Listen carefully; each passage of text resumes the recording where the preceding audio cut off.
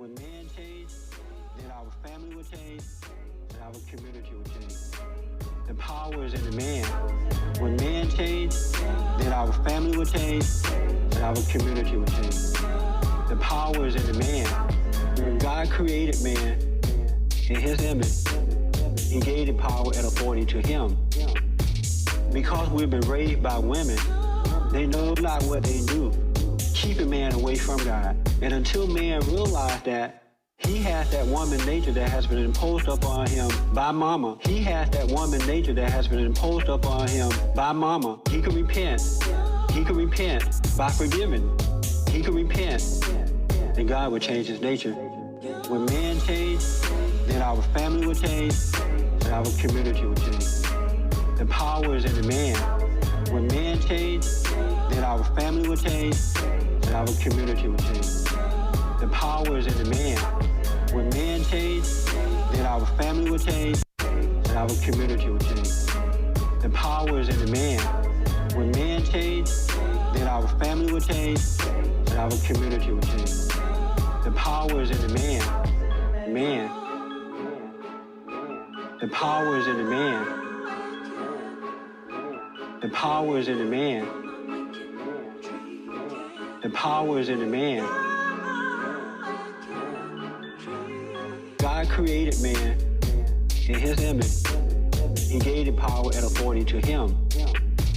Because we've been raised by women, they know not what they do, keeping man away from God. And until man realized that he has that woman nature that has been imposed upon him by mama. He has that woman nature that has been imposed upon him by mama. He can repent.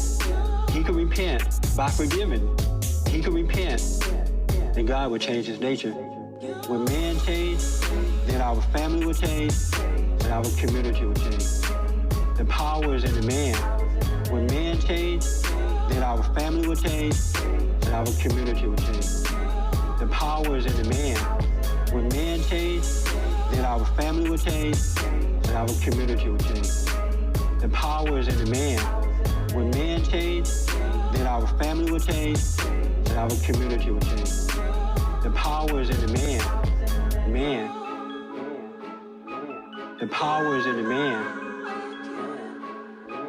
The power is in the man. The power is in the man.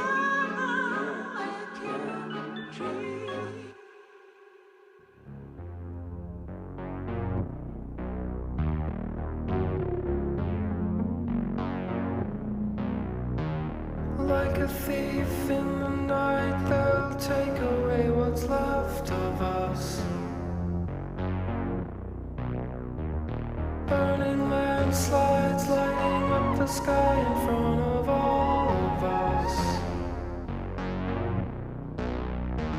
Summer fire, heavy heart taking over, leading me to my grave. And I don't know to think of what I told you, but tomorrow is another day. Tomorrow is another day. Fall away. Let the ashes of these memories turn to gray. Stall the pain and let go of all your emptiness, so love remains.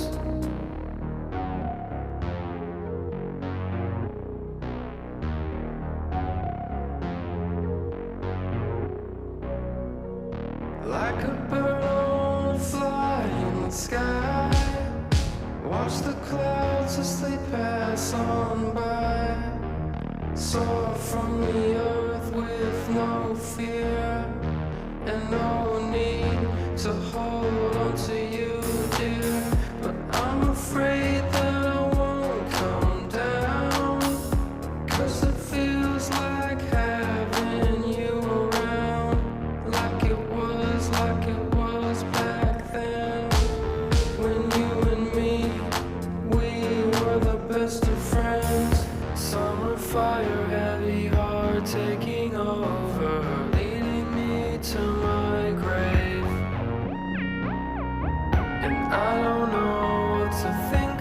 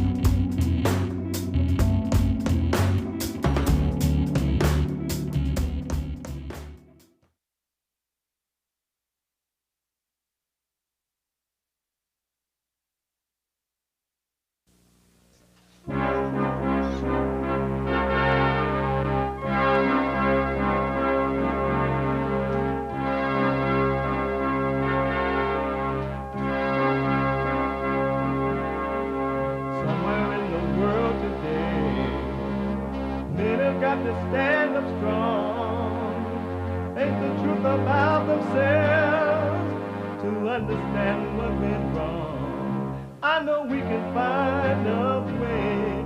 I know we can find a way. I know we can find a way to stand up, stand up, stand up.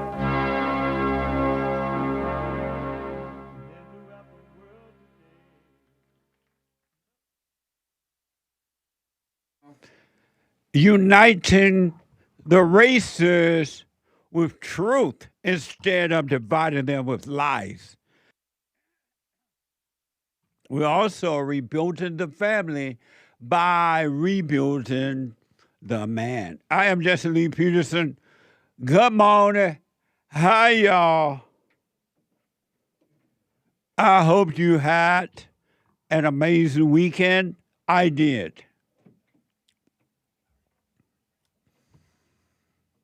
It was amazing. Went by fast, of course, but amazing.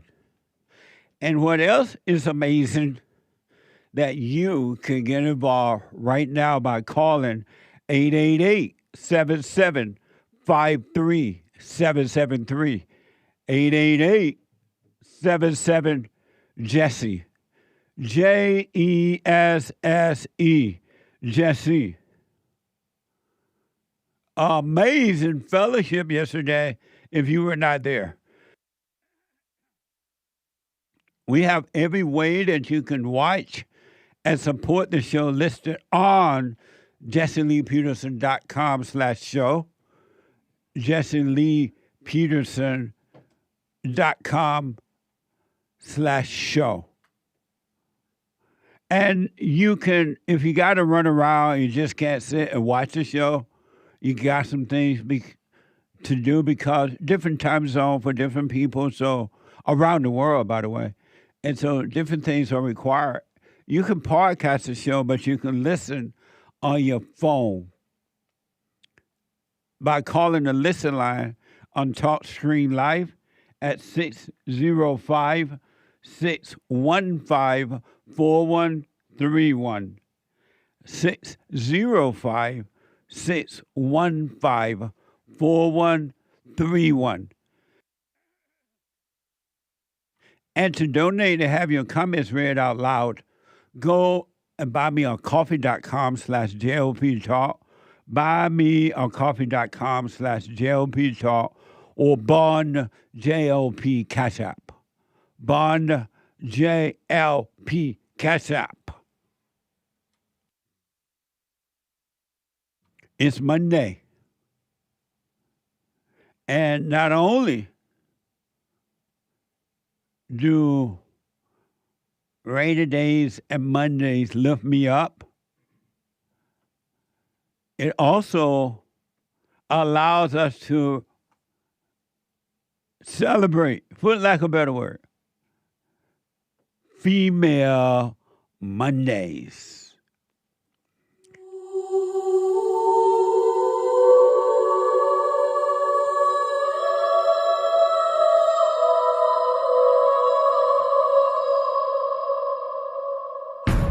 I like to make men uncomfortable. All my life I had to fight.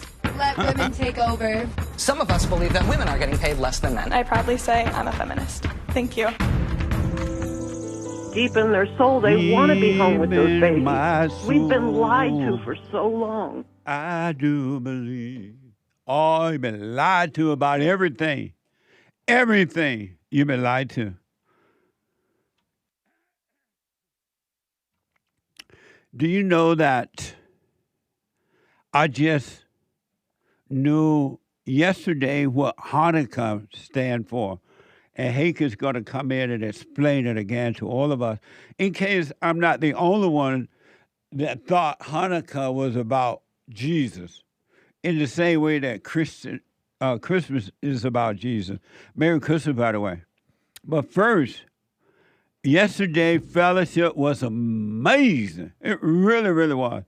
If you were not there and you missed it, you can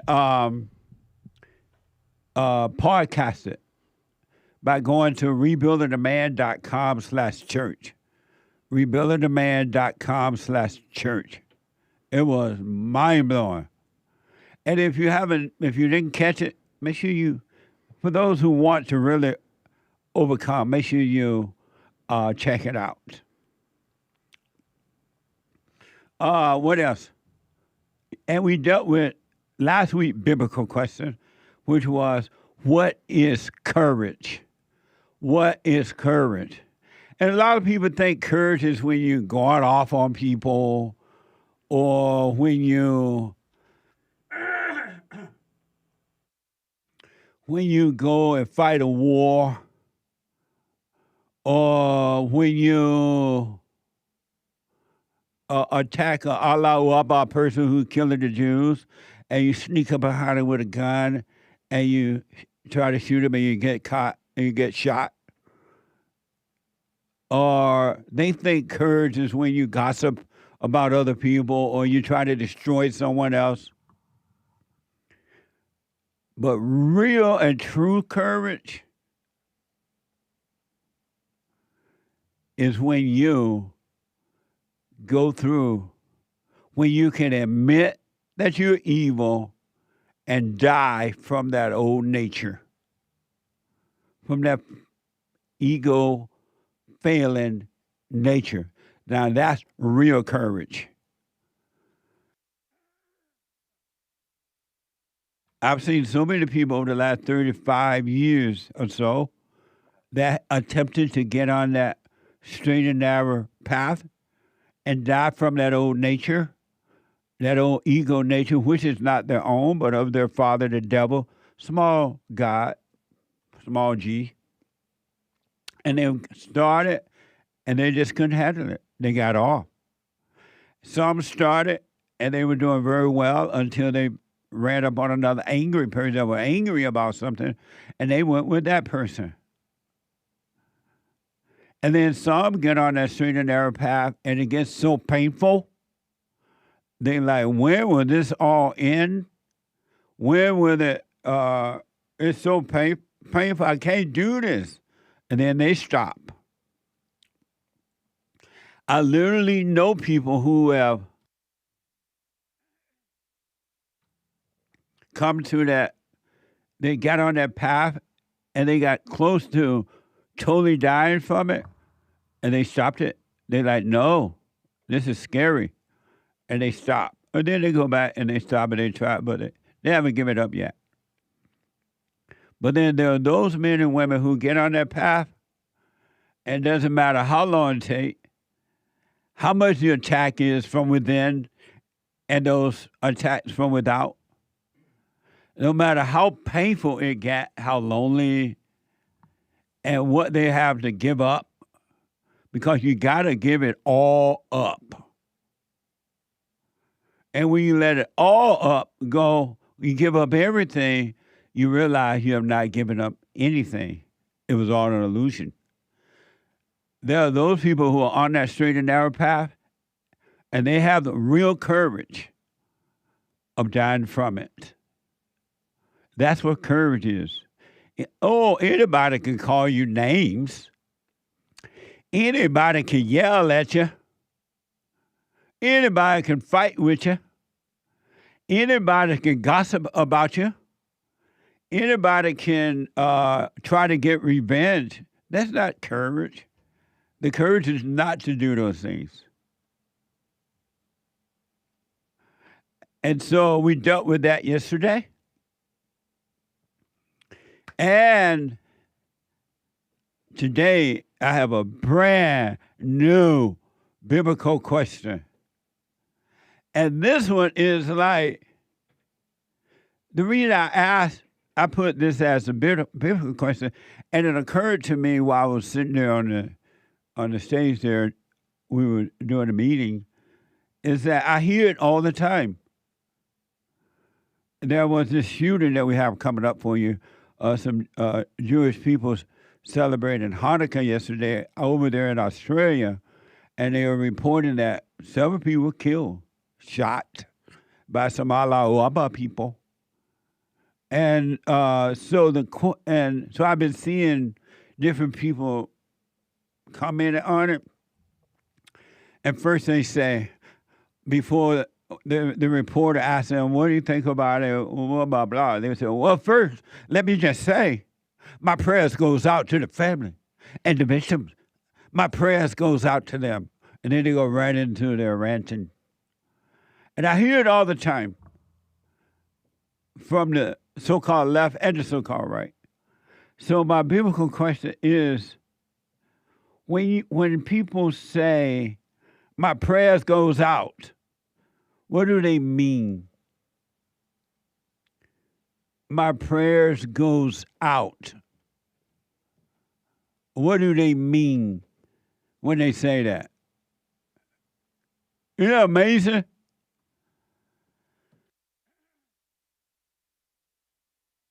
My prayer goes out. Go out. Not goes out. My bad. He black. My prayer go out. What do they mean by that? Have you ever wondered? Cause everybody, everything mama said, in the same way everybody say, I love you. They throw that word around like cow dung on the field when you're first planting crop. They now have tractors that throw go up and down the aisle, fertilizing the crop now with cow dung. But in the good old days, when boys were boys and men were men, the men had to do it, and the ladies too. We had to get the cow dung, and we'll go up and down the rows throwing dung. You ever done that, Hake? I have not. I'm sorry? No, I have not. You have not lived until you have thrown cow dung on the field when you first plant the seeds. You plant the seed, and then you throw the dung down. Fertilizers. I understand why those Indian people they love that cow dung.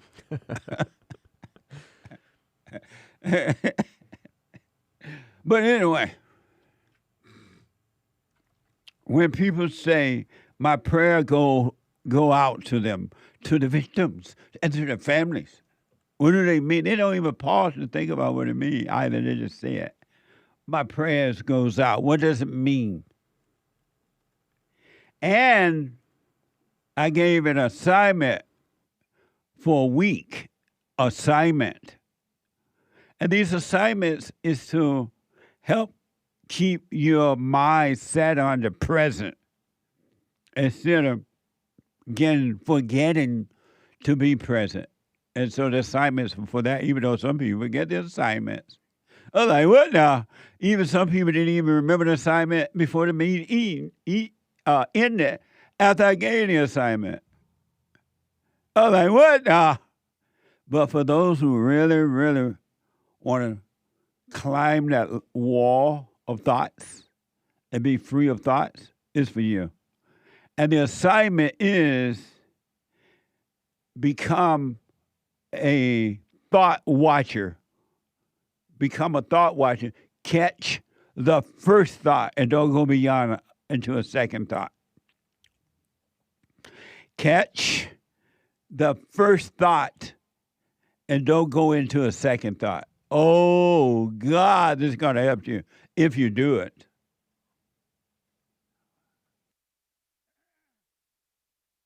What are you saying, Hake?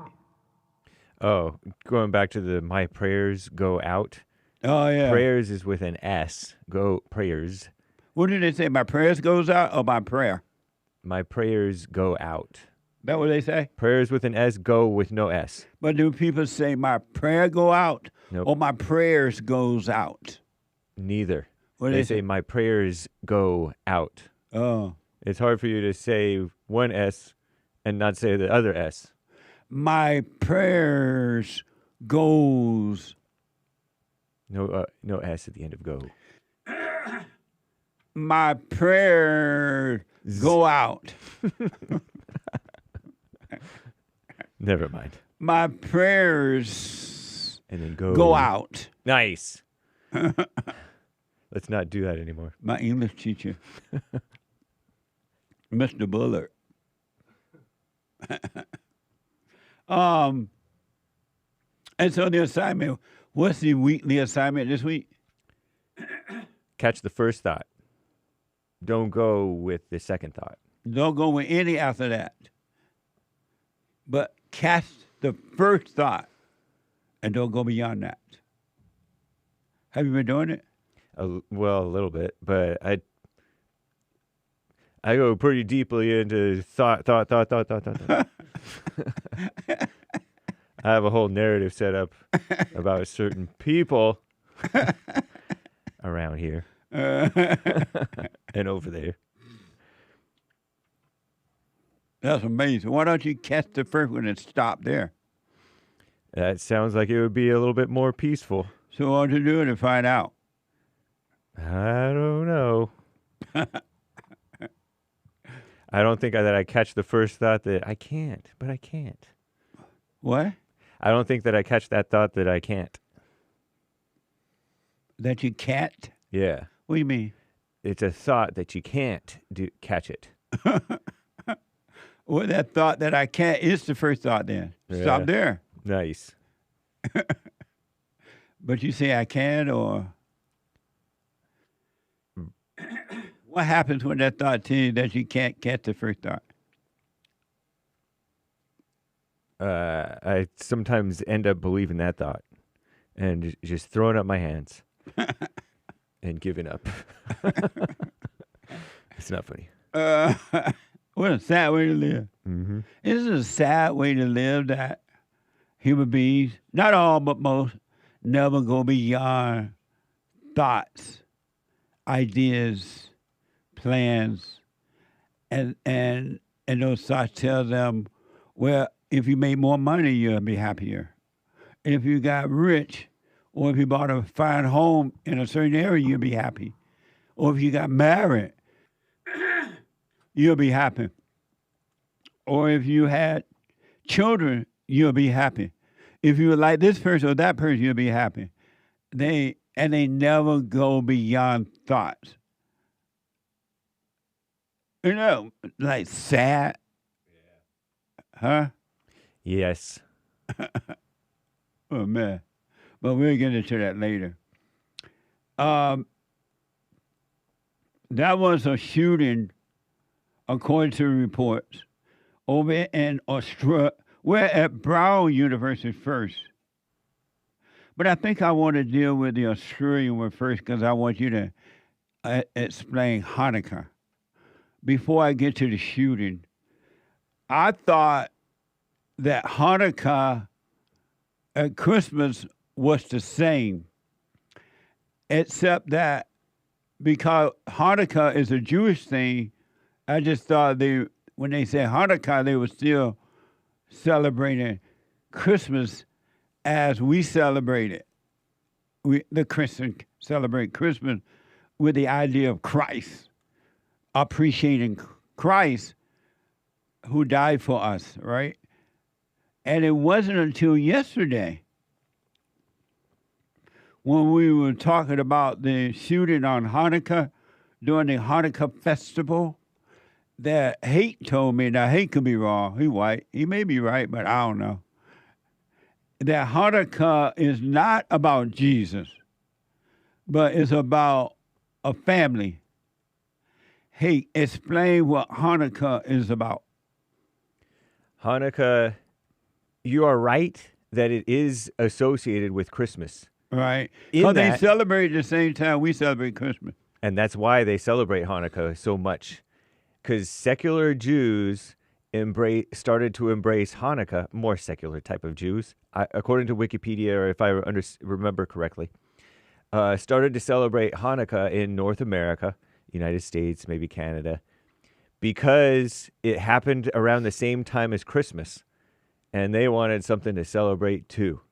So the secular Jews, repeat that again? I'm sorry. Jews, a lot of Jewish people, many of them more secular, I guess, began to celebrate Hanukkah because Christmas was such a huge holiday in North America, and those Jews living here wanted something to celebrate that was their own. because they don't believe in Jesus. So they just made it up? No, it was already there, but it was not a major holiday. There were no like major requirements, but it dates all the way back to before Jesus. Jesus, some surmise based on the New Testament in John 10, he celebrated Hanukkah. It was called the Feast of Dedication. And it's all about dedicating the second temple. Because back in the before 100 or 200 years around there, before Jesus was born, the Jews at that time, or Israelites or whatever, they were dominated by the evil Greeks. And then these Maccabees came in and whooped the evil Greeks and got their temple back, cleaned it up, and rededicated it on Hanukkah. And they lit this menorah candle thing. For 8 days it lasted. And it was a miracle that God made those candles light for 8 days because they only had 1 day's worth of olive oil, something like that. And so that's what Hanukkah means? Yeah, it's like their Jewish Thanksgiving Declaration of Independence type of thing. And so it has nothing to do with Jesus. It's before Jesus. It's about the Maccabees. Yeah. Was the Maccabees a family? I don't know, but they were sort of rebel. Or army. They were like a rebel army of Jews who fought against the evil Greeks. Oh. They beat the Greeks in their area, got Jerusalem back or something, and then they dedicated Herod's temple, the second temple, and then the Romans came and took them over by the time Jesus was around. And so did all this happen in Israel? Yeah. Where Israel located right now? Right. Really? I thought As I Israel was understand just established in the 40s or 50s. Yeah, that's modern day Israel. But Israel has always been there? Well, that land has been there, and they've had different historical things. Because, you went and walked back to Jesus' time. Oh, yeah, that's right. Even though you're older than Israel. You're not older than Jesus. No, almost as old as Israel. That's right. I am older. No, right. Israel born a year before me. And you know what's funny? Reborn. There's a couple of books called Maccabees, and the Jews don't even accept it. They don't? Only the Catholics and the Orthodox type people. Some of the Orthodox. It's a Maccabee book? They like that Maccabees book. Really? Why the Jews don't accept it? Because the Maccabees was promoting something that they didn't want to, they disclaimed or disavowed. They didn't like something that the Maccabees was in favor of, some type of empire ruling group. And so there's that, and then there's some other things. And on top of that, during the Roman times, they didn't like to highlight the history maybe because they didn't want the Romans to think, oh, we're going to overthrow the Romans the way we overthrew the Greeks. They didn't want to clamp down on them. What a mess. Yeah. And so do all Jews celebrate Hanukkah now? I think so. The Christians Pretty and the much. seculars? Yeah, the religious Jews and the secular Jews. I meant, the religious Jews and the secular Jew all celebrate Hanukkah now. I'm going to say yes. And do they know that they celebrated the Maccabees? I bet you a lot of them do. Amazing. Yeah, I thought so too. Jared told me to update my package, and then now, There's this historian called Josephus, and he was Jewish too. I didn't know that Josephus was Jewish. His first name was Titus something Josephus, and he wrote about it, and it was called the Festival of Lights, something like that, based on something that he said about it. That is some amazing history. Yeah. And do they baptize people on Hanukkah Day or something? No, but they're why were they but they what? They're not allowed to mourn or do fast or something like that on Hanukkah. They eat latkes, which is like potato pancakes, and oil-based food, like food with oil and maybe milk or something like that. I don't know. And you said they're not allowed to fast? Yeah, they're not supposed to mourn or fast during that time or something. And why not? Because this is a time of celebration. Oh. Because they won their Jerusalem back. And are we, the Christians, allowed to fast and mourn that day? I guess we're free, so we can do what we want. So these people at the beach there in Sydney, Australia, they were just having fun. They were eating and having fun. They weren't getting baptized or anything. No, I think they were singing. I don't know if Jews do the baptism thing. Maybe they do. Oh, they don't do it at all, huh? Oh no, they do. Yeah. Because when I went to Israel, we baptized people in the in that lake river. The Jordan? Jordan River. Yeah, like John the Baptist did? Yeah, and we baptized them in the way that Jesus was baptized. In that, what we did was, when Jesus was baptized, John took him down in the water. Yeah. Where when Christians baptized, they hold you back, like they throw you back. Oh. But Jesus was baptized, he was immersed down in the water. Yeah, So we did it Jesus' way. Nice. Over in Israel. Interesting. Israel has a very interesting history to me. And I'm not that interested in history. Right.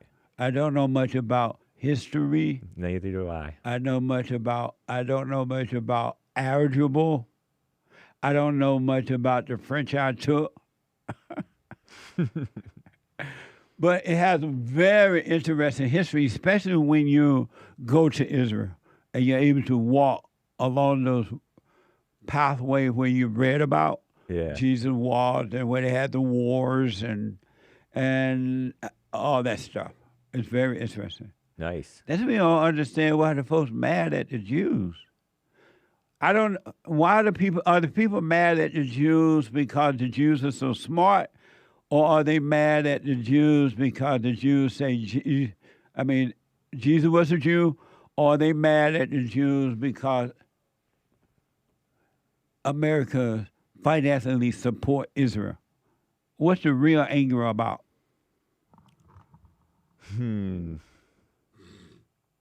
I don't really know what they are mad about. I think that they're mad about them being evil smart. You know how people are evil?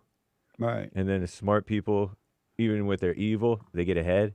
And they finagle and connive and subvert.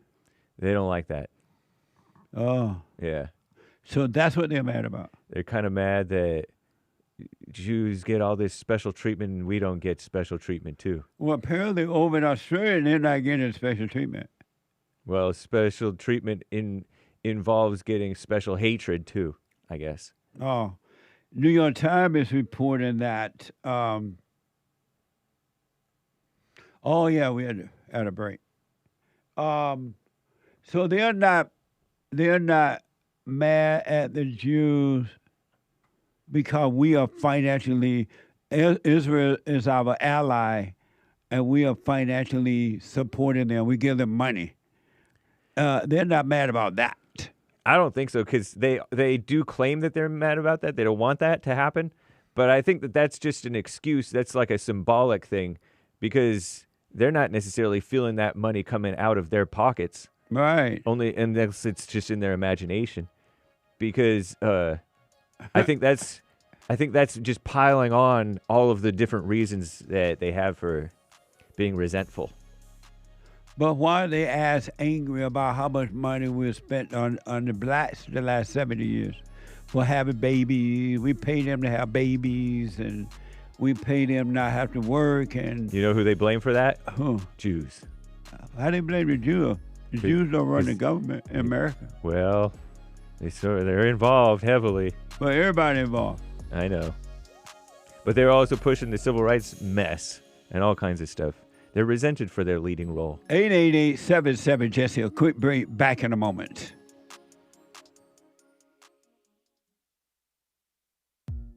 You know, Christmas is coming up. Thanksgiving and Christmas and New Year's, all that coming up. I have some amazing books that would make for excellent gifts. I have the Antidote, Healing America from the Poison of Hate, Blame, and Victimhood. And then Rage, From Rage to Responsibility. Check it out. Scam, How the Black Leadership Exploits Black Americans. And last but not least, a little small pocket guide. The 7 Guaranteed Steps to Spiritual, Family, and Financial Success Guide. Just a little thin piece of book, but it's so good. So check them out. You can go to rebuildingaman.com or call 800-411-BOND, 800-411-2663. And I can sign them if you order them that way. If you don't want me to sign them, no problem. You can order from Amazon.com, all right?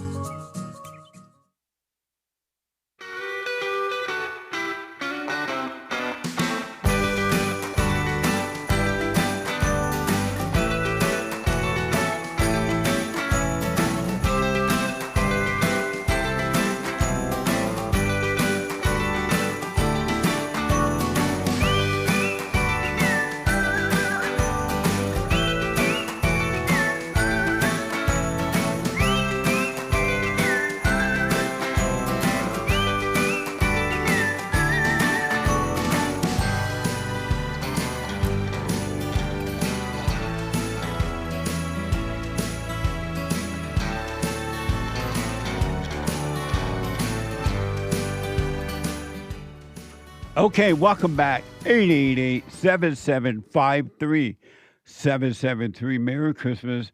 Couple announcements. The Hake report is coming up at 9 a.m. this morning from 9 to 11. TheHakeReport.com. And then at 11 a.m., the American Anchor Baby. The American Anchor Baby from 11 a.m. to 1 p.m. Pacific time. And this Thursday, if the Lord is willing and the creek don't rise, it is the Women's Forum at 7 p.m. Women's Forum. This Thursday, it is the third Thursday of the month. And it's also the last Thursday of the month of this year. And it's our last meeting for Thursday night, ladies. We still will be having Sunday morning meetings, but it's just the last Thursday night meeting for this year. It's going to be a Tuesday. I can't wait. This whole year has been amazing with the ladies' forum as well as the men's forum. So we are having, the Lord is willing, and the creek don't rise, we are having the Women's Forum at 7 p.m. All right? Amazing. I want to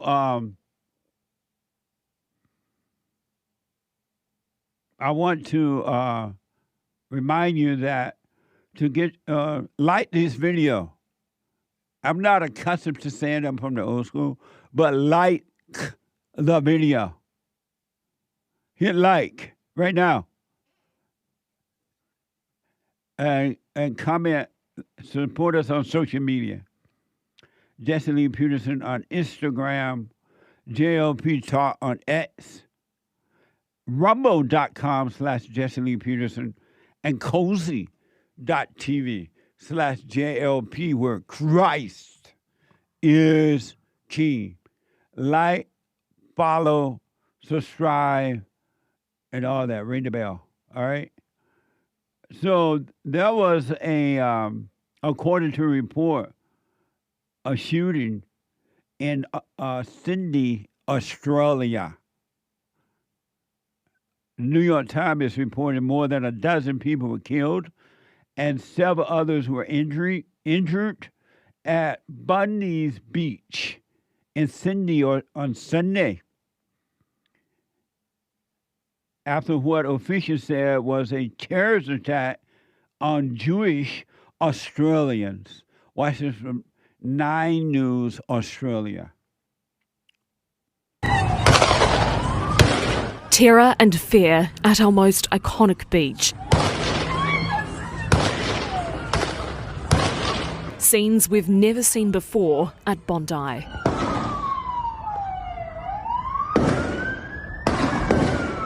Gunmen targeting innocent people enjoying the sun and the holidays on Campbell Parade and around Bondi Pavilion. Mass panic on the sand. Some run, some hide.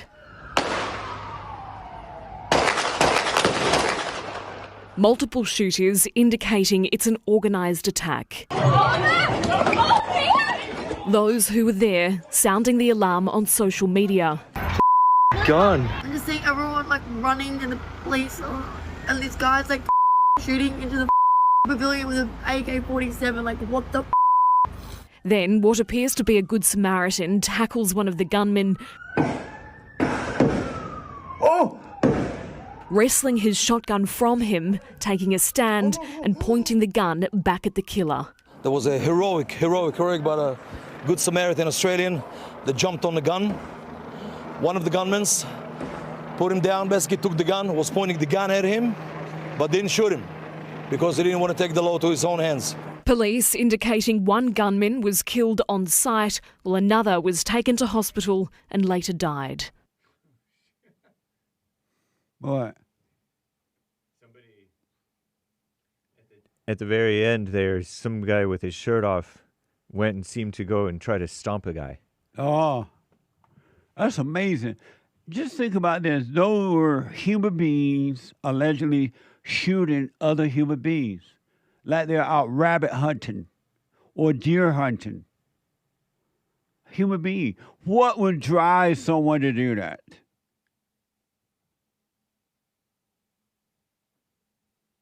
What would drive someone to do that to another person? Think about that. Well, in case you don't know, it's the same spirit that drives you to want revenge against others. It's the same spirit that drives you to be lonely or get angry or resentful or sad or depressed or suicidal or jealous or envious, fear, worry. It's the same spirit. Gossiping, it's the same spirit. Same evil spirit. Anger, resentful. It's the same thing. If those people were not angry at the Jews, ain't no way that they could go and do something like that. It would be impossible. If they had no anger or no resentment. And this is why the world want you angry. Because human beings are evil, snaring, wicked human beings. The spirit of the human nature is that of evil. It has no love. In family, it's the same spirit that caused family members to turn on one another. They'll shoot you too. In the same way that these Allahu Akbar people have been accused of doing there in Australia. The crowd was celebrating the first day of Hanukkah, of the Hanukkah holiday on Bondi Beach. I thought it was Bondi, but it's Bondi. I heard the woman say Bondi Beach. Watch this from 9 News Australia. Hundreds of people were attending the Hanukkah by the Sea event when shots rang out. The Executive Council of the Australian Jury said tonight's event was supposed to be a celebration. This is what we think it is, then this is our worst fears realised. This is the Jewish community at its best, coming together to mark a happy occasion. And if we were targeted deliberately in this way, it's something of a scale that none of us could have ever fathomed. A number of suspicious items were found in the area, including what appears to be a pipe bomb. The attackers went to Bondi with a plan to break it. Tonight, the community in pain is persevering in the face of one of the most horrific events this country has ever seen. Everyone's got to help, everyone's got to hug, everyone's got to embrace. This is it was a bloodbath. It was an absolute massacre. Amazing, huh? Do you see these 2 men who have been accused, a father and a son, who's been accused of doing that? Unfortunately, or maybe not so unfortunately, this is hell on earth, but that same spirit is in every human being. All who are born of the woman must be born of the Father. You are capable of doing the same identical thing. Really. And don't think that you're not. Look what you think and do already. You may not have taken a gun and went out and killed people, but in your mind you thought about it. You may not have taken a gun and gone out and killed people, but in your mind you want revenge against others. You gossip about others. You want to get a thrill from trying to hurt others. It's the same thing. It's no different. And yet, on earth, which is hell on earth, you are encouraged to be angry. Think about that. And then people who are encouraging you to be angry are angry themselves, and they are in hell, and they want to keep you in hell with them. Be not deceived. Human beings work overtime to keep you in hell with them. All angry people are miserable.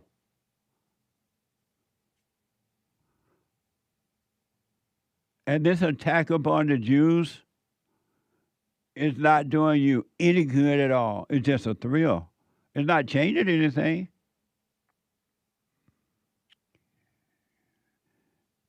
According to Wikipedia, that's one of the biggest Jewish area in Australia. And you're a fool if you blame someone else for the way you feel. You're just a fool. You're blind.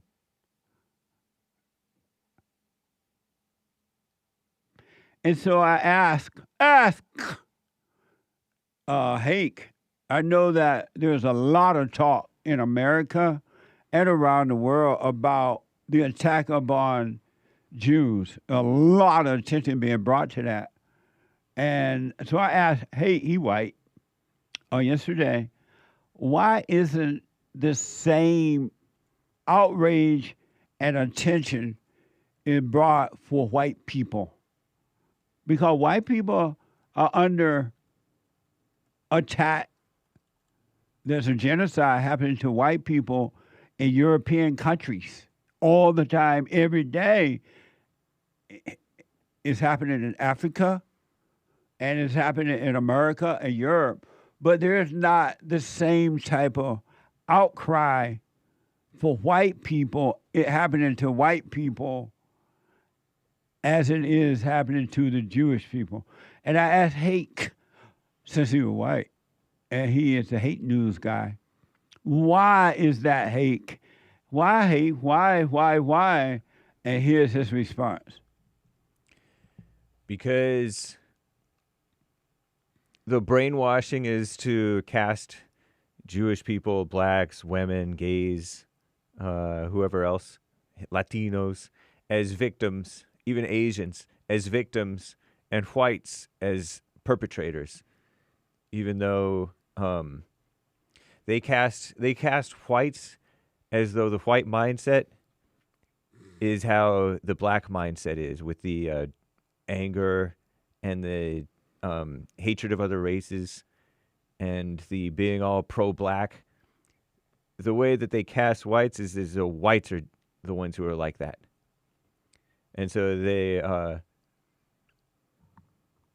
any time a white speaks up like that, a lot of times the whites who speak up about that, about the attack on whites, they're cast as angry, they're cast as supremacists, they're cast as playing victim.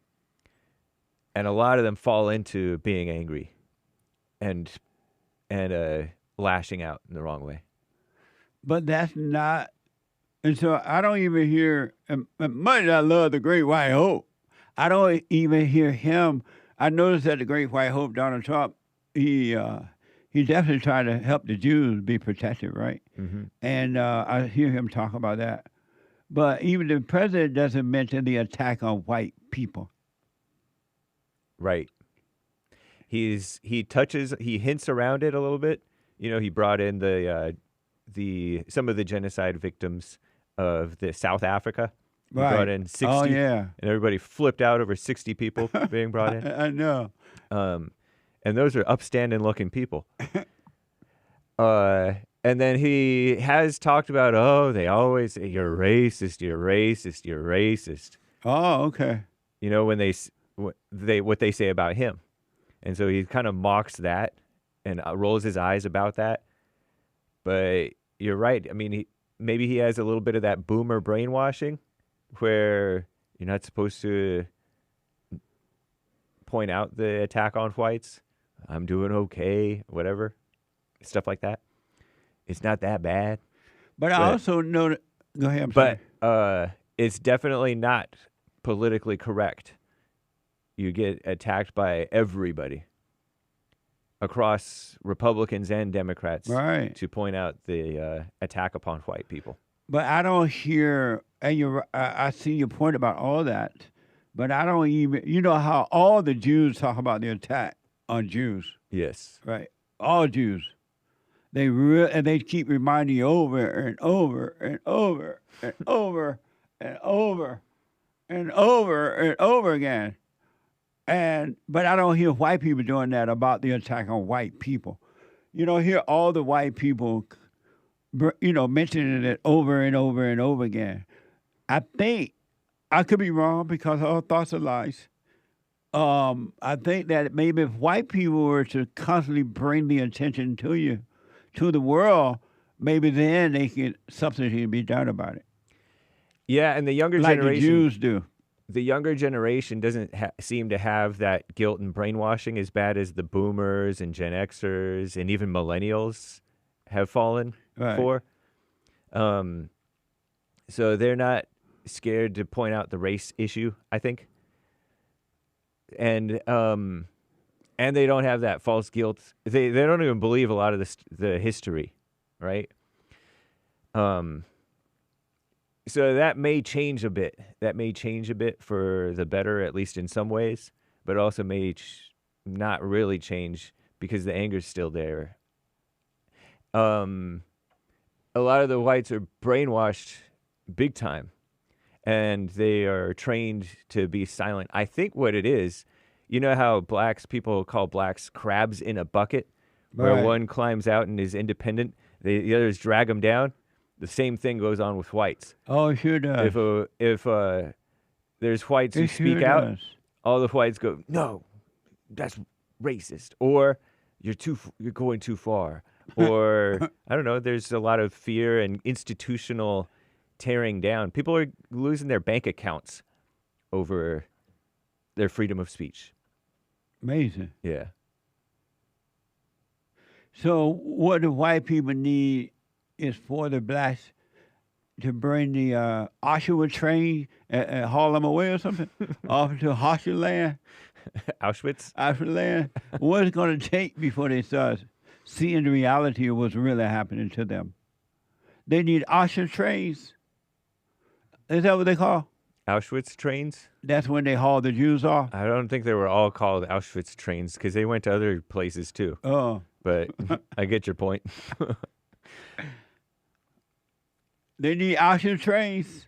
I think it's just going to be too late in some ways, and it's not going to be good. I've been yelling the British are coming for the last 35 years. The redcoats are coming. Yeah, and the white people, okay. Yeah. Yeah, people are blind. Did I play the BB and New York Times soundbite already? Oh, here's the last part of that story about the shooting, alleged shooting that took place in Australia. This is from BBC and the New York Times. A hero bystander who was filmed wrestling a gun from one of the Bondi beach attackers has been named as 43-year-old Ahmed. There's it, yeah. What is it there? Ahmed al-Ahmed. Ahmed. Ahmed. Why you got the same name twice? I don't know. It's kind of like Robert Robertson or Steve Stevenson or something like that. President Trump, speaking at the White House, praised the man, a very, very brave person. And he added, save a lot of life. Right, this is from 7 News Australia. The gentleman who raced into the scene to disarm one of the gunmen, we're just learning some details about him because he has been shot. Now, we are confident in saying that that is him. One of his relatives has just spoken to one of our reporters. We've got an interview coming in. We understand that this gentleman's name is Ahmed al-Ahmed. He's a 43-year-old married father of 2. And he raced in to help. We understand apparently owns a fruit shop in Sutherland. No experience with guns. He was just walking past. We are told that he has 2 bullets in his arm, but they think he's going to be okay. Let's have a listen to the hero's relatives talking about his acts this evening at Bondi Beach. Still, he's in the hospital and we don't know exactly what's going inside. But they said, the doctor, he's very okay. But we hope he will be fine. He's a hero. 100% he's a hero, because what we see on the social media, he's 100% hero. To his shoulder? Yeah, he have 2 shots, one in his arm here and one in his hand. So it was. Do we know if Ahmed?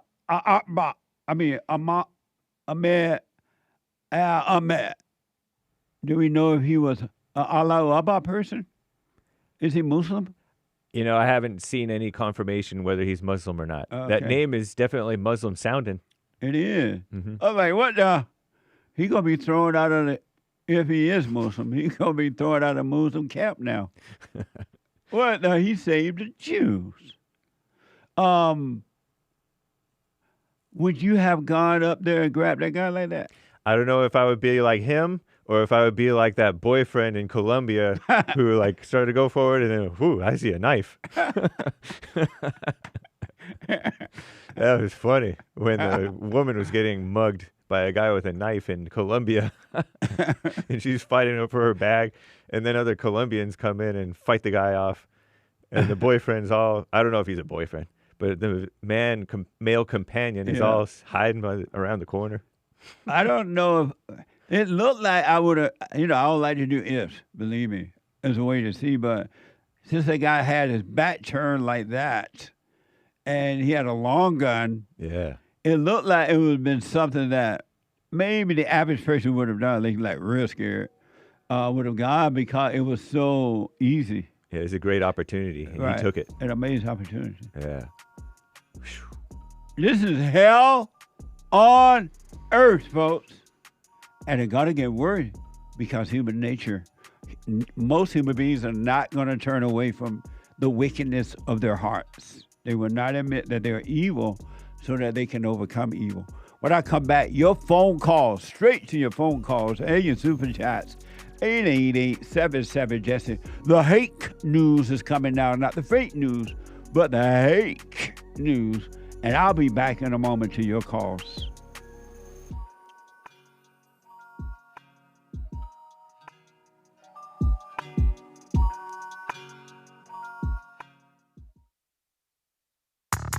I recommend you get a copy of my book, From Rage to Responsibility.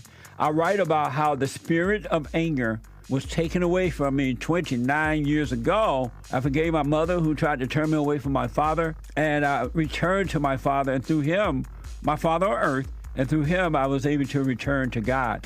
No man or woman can return to God unless you go through the Son. And men are sons of God. There may be weak, pathetic examples of it, but it's the spiritual order of life. God in Christ, Christ in man, man over woman, and woman over children. So get From Rage to Responsibility. I write about that. Go to my website, rebuildingtheman.com for an autographed copy, or call 800-411-BOND. And donate to my nonprofit, Bond, the Brotherhood Organization of a New Destiny. We are rebuilding the family by rebuilding the man.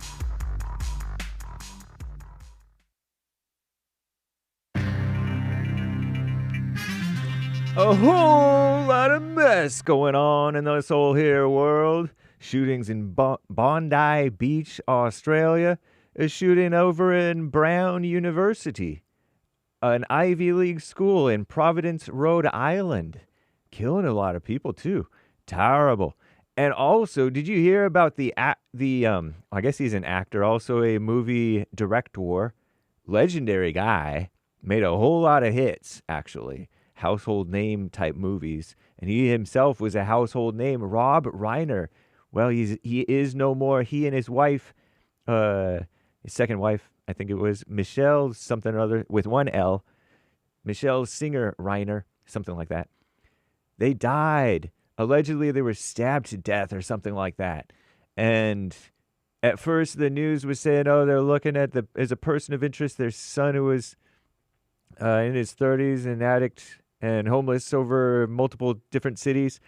But now they're not saying that they necessarily have any person of interest or that everybody's a person of interest, and they don't have a suspect nailed down. He was killed yesterday afternoon, it seems like, at his home in Brentwood, just this rich, nicey area over there. Billy Crystal went over there crying. Sad.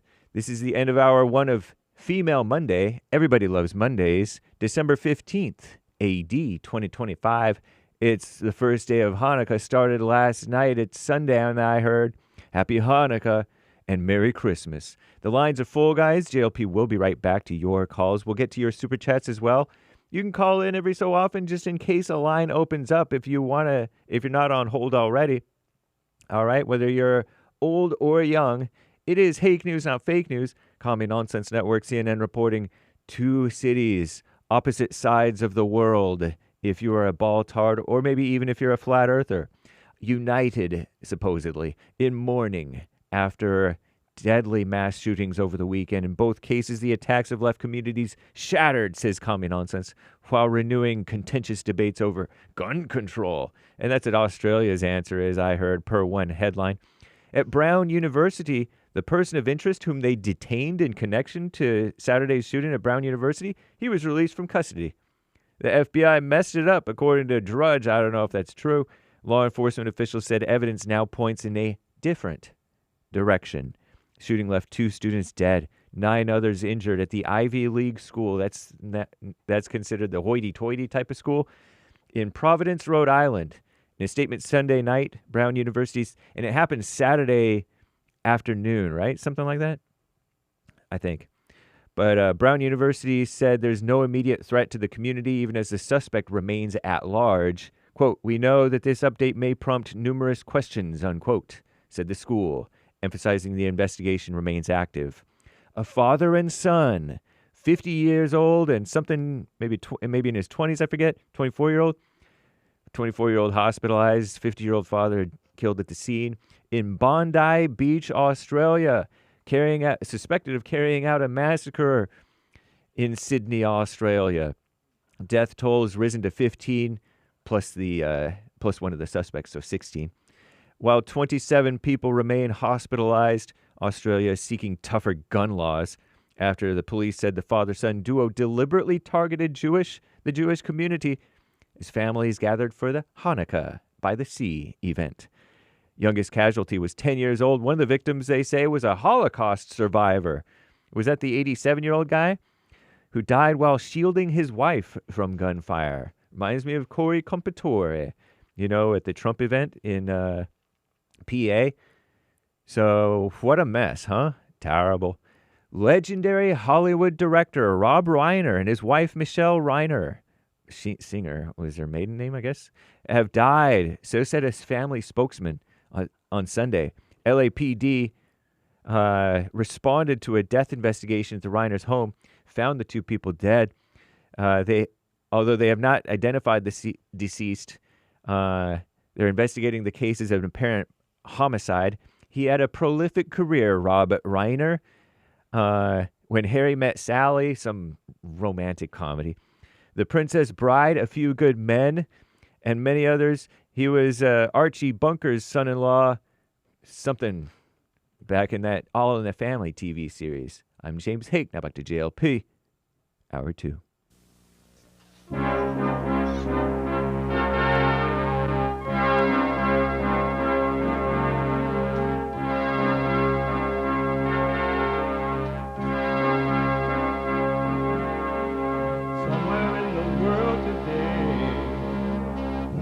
have to stand up strong, face the truth about themselves, to understand what went wrong. I know we can find a way. I know we can find a way. I know we can find a way to stand up, stand up, stand up. Uniting the races with truth instead of dividing them with lies. We're also rebuilding the family by rebuilding the man. I am Jesse Lee Peterson. Good morning. Hi, y'all. You can get involved by calling 888-7753. 773-888-77-JESSE. And my biblical question, a brand new biblical question. When people say, my prayers go out, what do they mean? My prayers go out. What do they mean? I really want to know. Because they never say what they mean by it. But they just throw it around like it's a new thing. My prayers go out. What does it mean? We have every way that you can watch and support the show listed on JesseLeePeterson.com/show. JesseLeePeterson.com/show. And if you're out and about, running around doing whatever it is you're doing, anywhere in the world, we are heard around the world by everybody and they mama if you're black, everybody and their mama if you're white. If you just gotta run around, you just can't sit and watch the show, fret not. You can listen on your phone by calling the listen line on TalkScreen Live at 605-615-4131. 605-615-4131. And to donate and have your comments read out loud, go to buymeacoffee.com/JLP Talk. Buymeacoffee.com/JLP Talk. Or Bond JLP Cash App. Bond JLP Cash App. It's Monday. And though we take all calls, Monday is, we take the ladies' call first because Monday is Female Monday. All my life, I had to fight.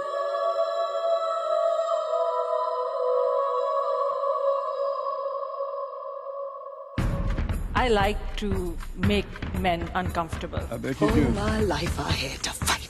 Let women take over. Some of us believe that women are getting paid less than men. I proudly say I'm a feminist. Thank you. Deep in their soul, they want to be home with those babies. We've been lied to for so long. I do believe. It's amazing. It's a spiritual battle. Have nothing to do with color at all. Male or female. Nothing to do with those things. And the battle is inside each human being. Really. It don't matter the color or male or female. I want to go to Samantha, a first-time caller out of Virginia. Samantha, you are on the air. Hello. Hey, Samantha. Happy Female Monday. I've been waiting to call on Mondays. Female Mondays is amazing. Yes, sir. So I've kind of have a few questions about the silent prayer and about thoughts and stuff. Okay. I've been doing the silent prayer consistently for about a month or so, a little bit longer than that. And I've noticed yesterday I was just stuck in the past and I couldn't get out of my thoughts at all. And it would make me cry. And I knew it was lying, but I feel like I keep getting in that. Okay. And I can't tell if,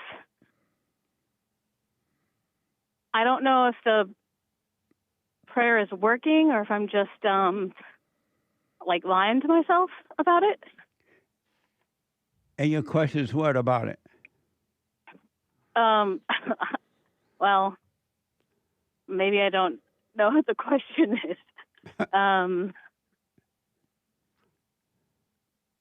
Why do you, go ahead. No, you're good. Why do you think about whether it's working or not? Why is that a thought? Why do you go with that thought? If thoughts are your enemy and they're not your own, why do you go with the thoughts if it's the thoughts, or if it's working or not? Why not ignore those thoughts to know that they're not your own?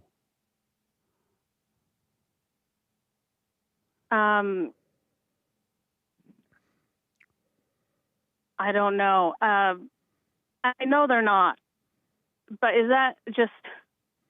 Who is suggesting to you or questioning if it's working or not? Who's doing that? Not me.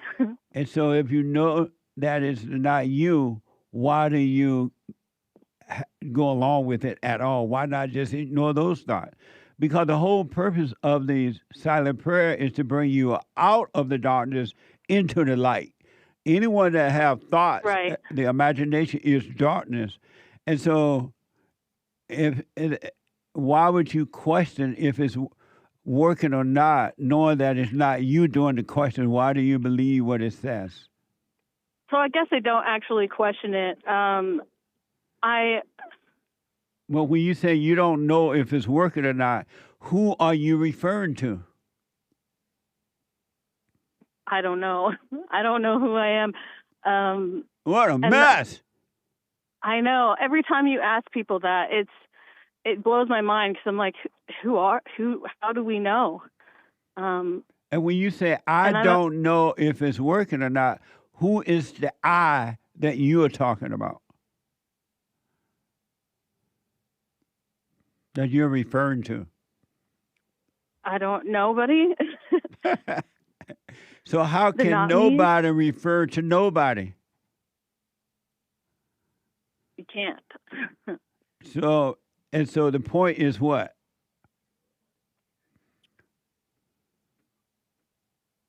The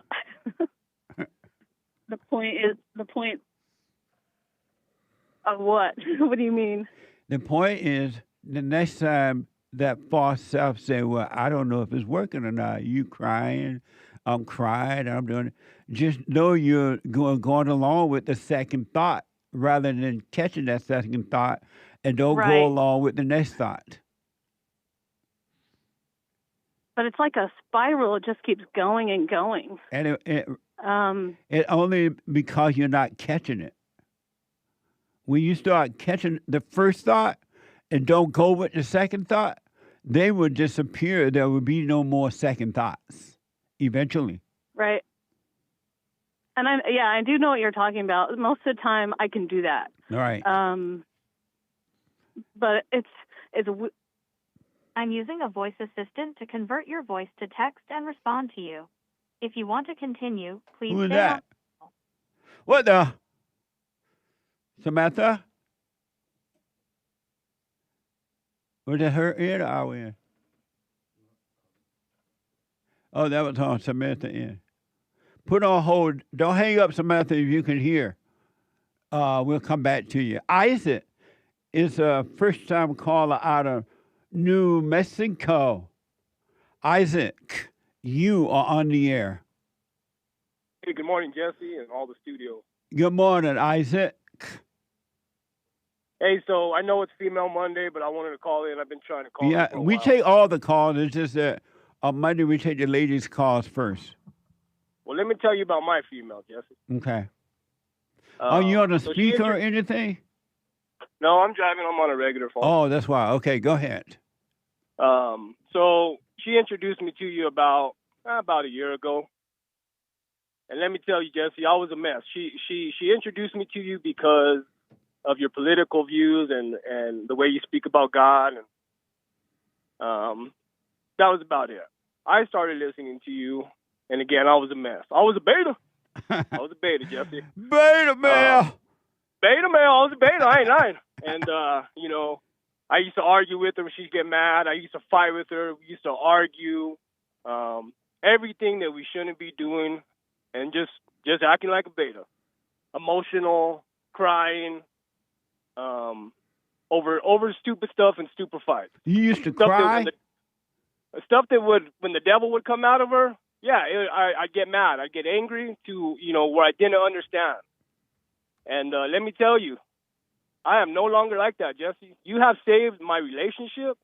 You have saved my life in ways that you can't understand. I mean, not getting emotional, not fighting, letting the devil come out of her and walking away, hugging her and telling her it'll be okay. Just the not fighting part. Right on. And I truly appreciate you, because you really did open my eyes to what I was doing and the thoughts and the anger and the sadness. I'm at perfect peace now, Jesse. Right and on. I appreciate you. I appreciate you. I really do. Well, stay with it. Stay with it. You haven't seen anything yet, man. The spirit of truth is taking over, and you have eyes have not seen, ears have not heard the amazing things that are in store for you. It's going to be amazing. It's just going to get better. I believe it. I believe it. And I know I did all this without forgiving my mom. I know you say to forgive your mother, but you know what? I didn't need to. Right. I didn't need to. I found it all by listening to you, and you are rebuilding the man in America. This world is a mess, no doubt. What a mess! What a mess. And the people that I have, I'm a plumber, and the people that are men that come in my office and I have to reprimand them, the last 3 have cried in my office. I mean, what? There are not men no more. Right. There are not men anymore. Not all, but most. You know what I mean? Are betas. Yeah. And it's crazy. It's crazy. And you have just truly opened my eyes. And you have just truly turned me into a man again. And my wife follows me. She listens to me now. She knows when I'm saying something, she listens. And knows, most important, she does follow me. And she takes care of our kids. And I appreciate what you told me. You know, man follows God, woman follows man, and the kids follow her. Yes. And at the end of the day, they follow me. Yes. And you are rebuilding the man. And I just appreciate it. One more thing. As you could tell, maybe you could tell I'm a little hyper sometimes. And I try to do the silent prayer, but my mind does not shut off, Jesse. I'm always constantly thinking about work, about, you know, just work mostly. Work, and if I'm not thinking about work, I'm singing a flipping song in my head. It just and that's the hardest part for me when I try to do the silent prayer and just when I sleep in general. My mind either wants to sing a song, even if it's a peaceful song and a happy song. So I'm thinking about work. You know, that's my hardest part, and I know I need to overcome that. And I know you're going to tell me just to overcome it. Why don't I just overcome it? But anything else besides that, I'd appreciate it, because that's the only thing I struggle in right now in life is practice being aware of that. And when you find yourself caught up in thoughts like that, just become aware of your body. Your body is always present. It's never in the past.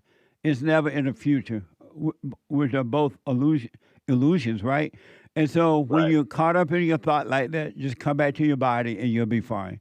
Even if you have to do it 1,000 times in a day, just come back to your body. Don't judge it. Don't have an opinion about it. Just realize I'm in thoughts right now, and come back to your body. And then eventually the light, the truth, will destroy the imagination. It'll take it away from you for you. Okay. And you just need to practice coming back, being aware of your body. And don't do anything else about that. And let the Spirit of Truth work on your behalf, and He will. All right. Well, I'll give that a shot. And again, I just appreciate you rebuilding the man, Jesse. And I hope you guys all have a good day over there. Thank you, and stay with it, stay with it, stay with it, all right? All right. Have a good day. All right, Isaac. Amazing. Let me go back to Samantha out of Virginia. First time caller. Samantha, was that on your end, that phone noise? Yeah, I think so. I'm not sure why it dropped. I think my face might have touched something on my phone. Oh, okay. And just dropped the call. All Sorry. right. No problem. Go ahead. So I guess I want to change the direction of the phone call. I think I was getting a little confusing myself and getting overwhelmed maybe, because I know that the silent prayer does work, and I'm like so grateful for you. And it's funny, when I first heard you, some guy I was dating a while ago showed me you, and you made me mad. I was mad at first. I was like, this guy. But I knew that it was because you were telling the truth. And then you and I have actually met. A few years ago, I came to one of your church services, and it was amazing. Right on. Amazing. And I appreciate all of it. And I've been trying to work on myself ever since. I've fallen a lot, but still working on it. But I've noticed I forgave my mom, but I haven't forgiven my dad. And why not? Well, I keep going back and forth on like why I need to. Because I'm not really sure why I resent him. I think the only reason why. Do you resent him? Yeah. Okay, and why? I think the only reason why is because of my mom. Absolutely. Because I'm her twin. It's crazy. I am like her copy, and that's why I forgave her, because she put that on me. Yes. And I think that's the only reason why I resent my dad is because of her. 100 right. 100 right. 100%. Most children resent their father with their mother's resentment, not their own, but they have been convinced that they feel that way, that it's their own, and it's not. They have their mother's identity. Right. And it still feels weird to say that I resent him and I need to forgive him.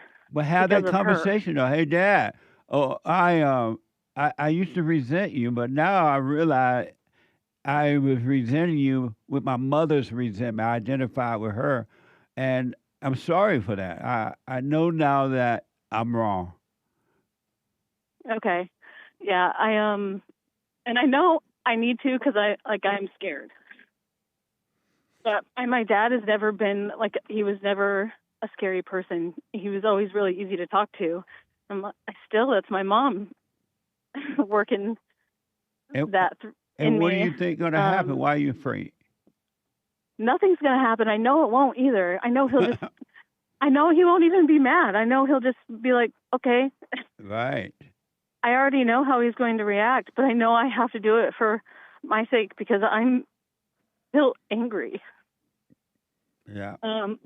It's silly because I'm like, even at work, I have this attitude. I'm like, why? Right on. And it's crazy. But that's pretty much all I wanted to say. I just want to say thank you for everything.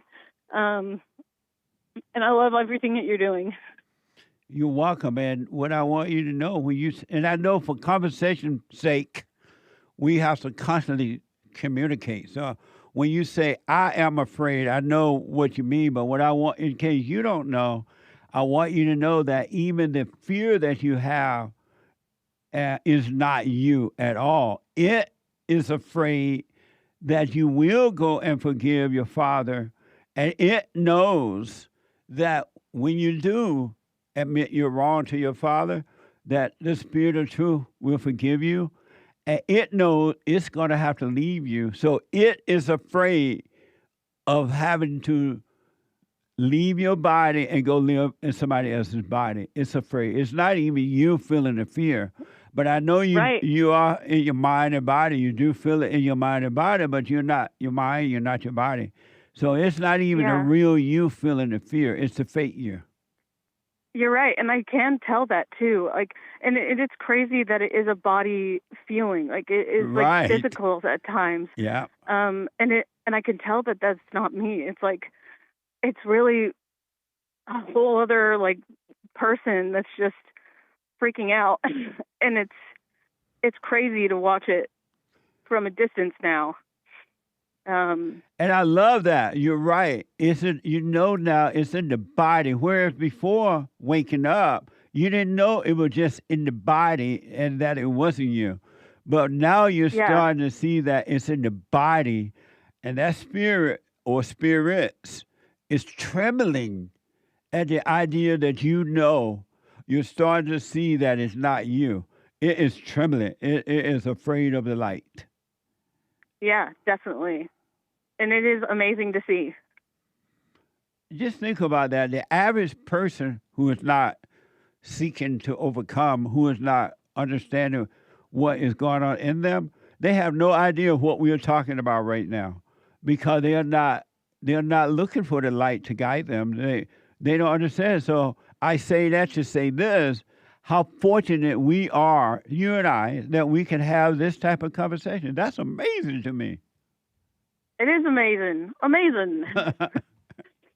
Even the average Christian, all they know how to do is quote scriptures, intellectual scripture quoting, and they have no understanding at all, and they're lost. Yeah, it's crazy. I like 6 or 7 months ago, I like joined a Bible study with friends from work, and it's starting to get a little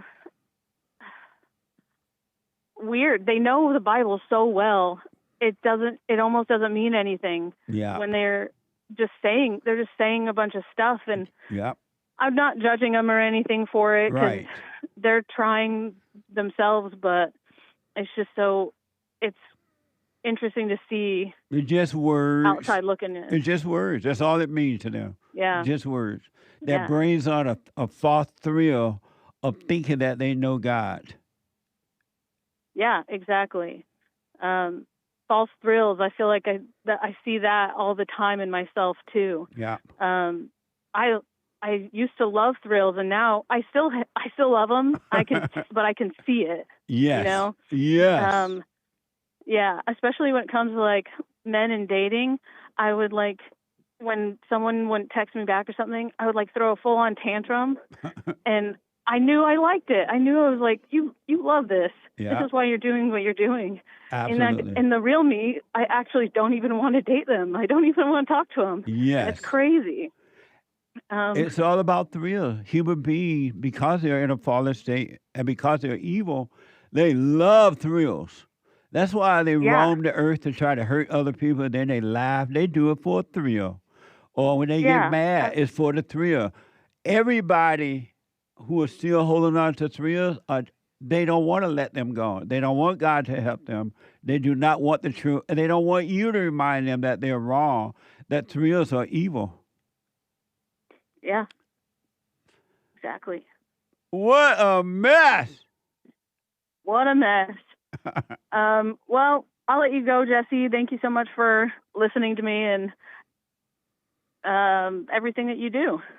You stay with it, stay with it, stay with it.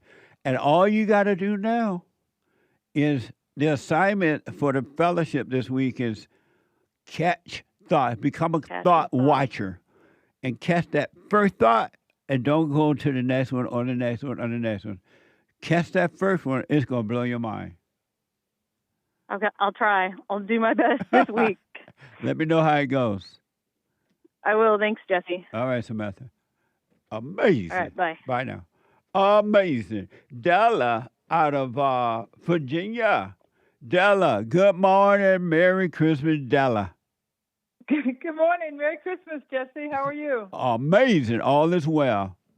Me too. I have been thoroughly enjoying listening to Female Monday since it started. All of these women from all over the country and all over the world are getting so much better, including me, from your show and everything that you do. So I want to put out a challenge or a request that any women that can to please join me at Bond on May the 22nd for the third Thursday Women's Forum. And then I'm going to stay until Sunday and come to church. May And I would love 22nd? I think it's the third Thursday. Is Right May on. 22nd. Amazing. I think if it's wrong, please correct me. But Yeah, I don't think know it's May at that point. 22nd. Okay. And the Mother's Day is the 10th, so it can't stay that long. But I want all of the women that I've been listening to and just dying to meet, to be there, and we can celebrate Mother's Day at Bond on the 22nd. Amazing challenge. I love it. Right on.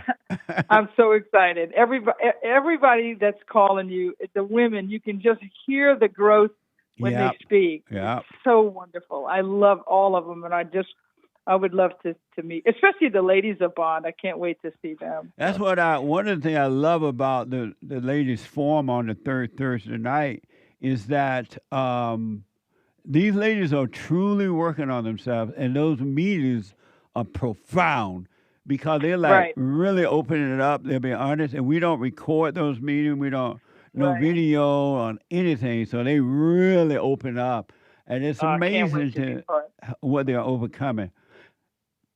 Hake is telling me that. Repeat what you said. The 21st is the third Thursday of May 2026, it looks like. The 21st. Okay, whatever the third Thursday is then. I'm sorry. Thanks for that. Right on. Well, right, amazing. Well, the challenges are, ladies, you want to meet Della on the 21st, the third Thursday of May of 2026. Thank you, Della. Thank you, Jesse. See you then. All right. Stay with us. Stay with us. Stay with it. Every morning, every night. That's right. Amazing. All right. Bye now. Bye.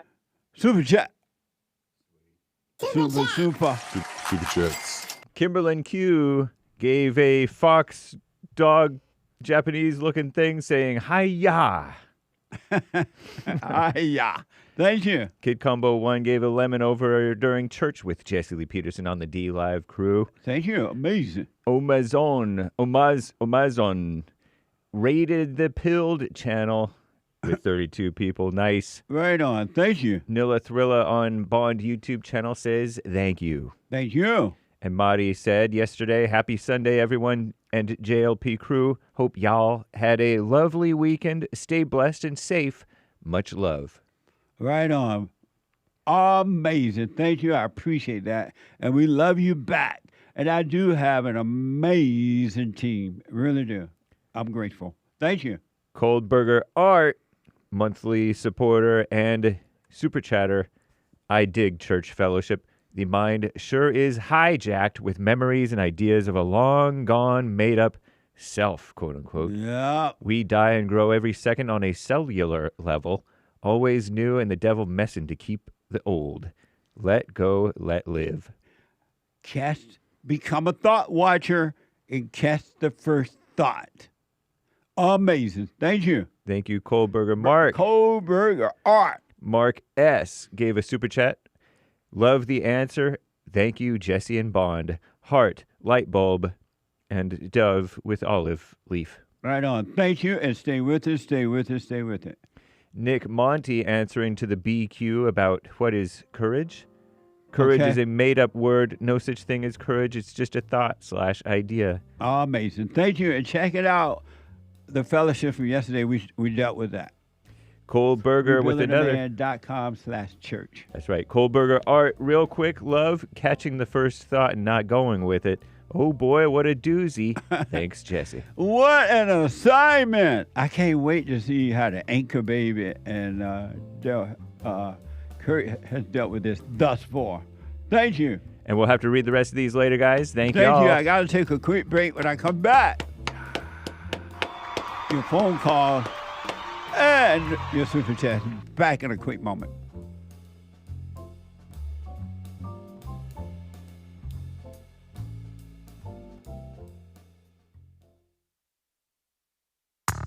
I recommend you get a copy of my book, From Rage to Responsibility. I write about how the spirit of anger was taken away from me 29 years ago. I forgave my mother who tried to turn me away from my father, and I returned to my father, and through him, my father on earth, and through him I was able to return to God. No man or woman can return to God unless you go through the Son. And men are sons of God. There may be weak, pathetic examples of it, but it's the spiritual order of life. God in Christ, Christ in man, man over woman, and woman over children.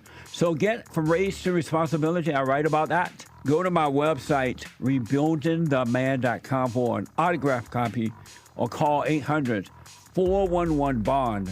And donate to my nonprofit, Bond, the Brotherhood Organization of a New Destiny. We are rebuilding the family by rebuilding the man.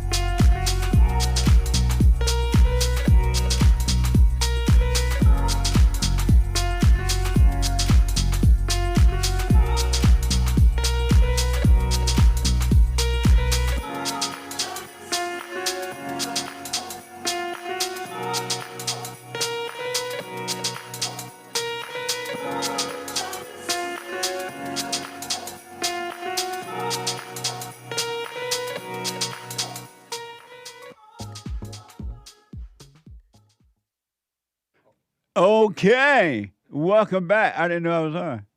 What now? He's so soft. He on now. Oh, baby. Speak from the chest. But anyway, announcement. Make sure to support us. It's the end of the year, a time of giving, and it's tax deductible season and everything. And Bondi is a nonprofit organization, so help us to help others, all right? Go to rebuildingtheman.com/donate, rebuildingtheman.com/donate, or call 800-411-BOND, 800-411-2663, or scan the QR code. Scan the QR code there to support Bond. And last but not least, you can mail it in. Make a check of money order out to Bond, B-O-N-D. Mail it to Bond, P.O. Box 35090, L.A., California, 90035. P.O. Box 35090, L.A., California, 90035. And I appreciate it. Thank you. We got a lot of work to do, and it's amazing. And get your orders in if you want your merch back in time. If you want to, when I say in time, meaning before or around Christmas. So get your orders in. Go to JesseLeePeterson.com/shop or JesseLeePeterson.shop or rebuildingtheman.com/stores. All right? Amazing merch up there. Mugs and T-shirt, punchies, coffee, all kinds of good things. Amazing. And I will sign the books to whomever you want me to, if you want them signed. All right, let me go to PEYTON, a first-time call out of Tennessee. PEYTON, you are on the air. Thank you so much, Jesse. It is awesome to be on the line with you. I've been fanning you for years. PEYTON, are you on a speaker or something? Yes, I'm a speaker. I'm here. Can you hear me? No, I can't. Hold on, buddy. Don't hang up. I'm going to let Darren explain that to you again, why you can't be on a speaker or Bluetooth.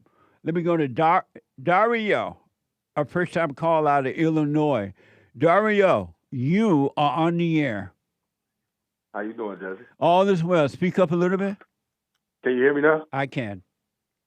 I got a few questions for you, man. And Okay. I'm black as a spade, man. He black. He black. But, I wanted to say, man, I hear your compassion in your voice about how you feel about black people.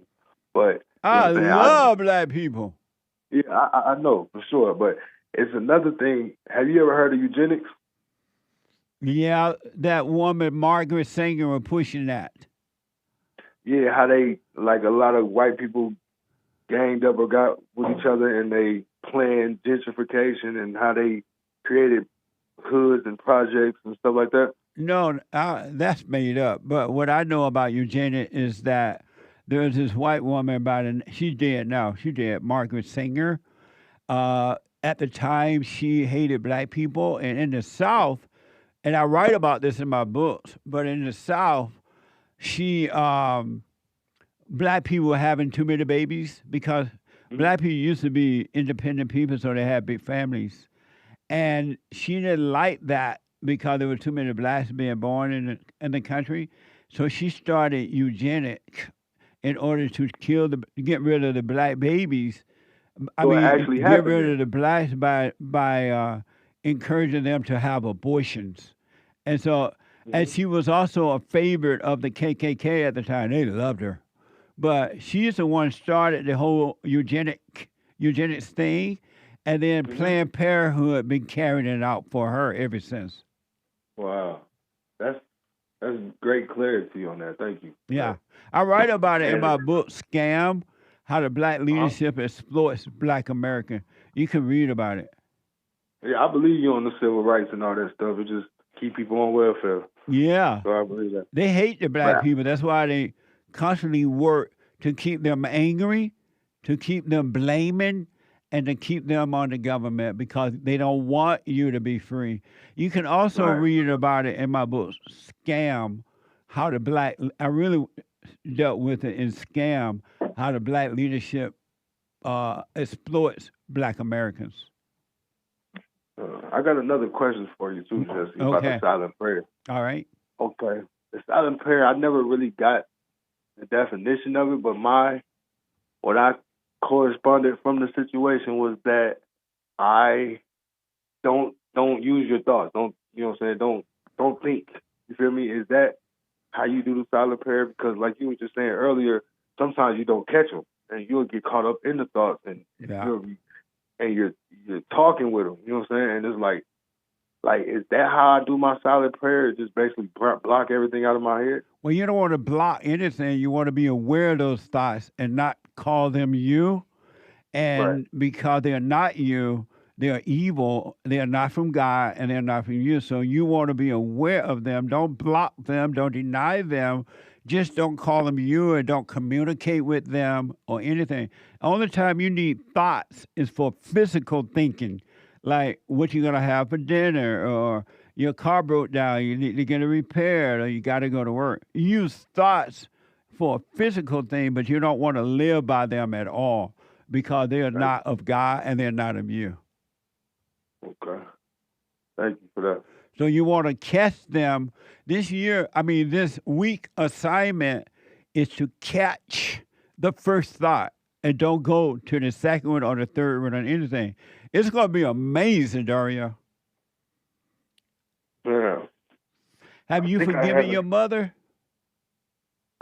She definitely kept me away from my dad, but you know what I'm saying? She's passed away now in 2018, but you know, I go to her grave a lot, try to get more spiritually with myself, you know, and you know, I think I've forgiven her for keeping me away from my pops for really nothing, you know what I'm saying? And but she did her part, you know what I'm saying?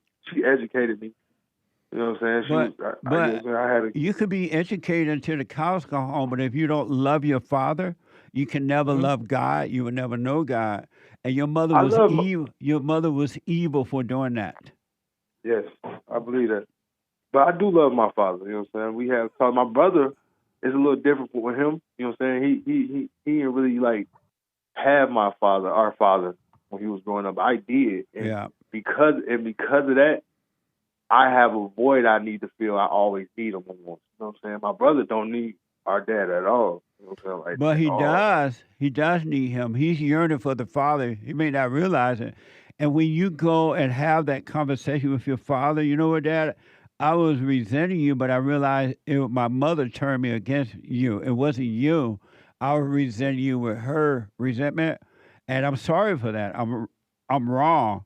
And then that void would disappear. Okay.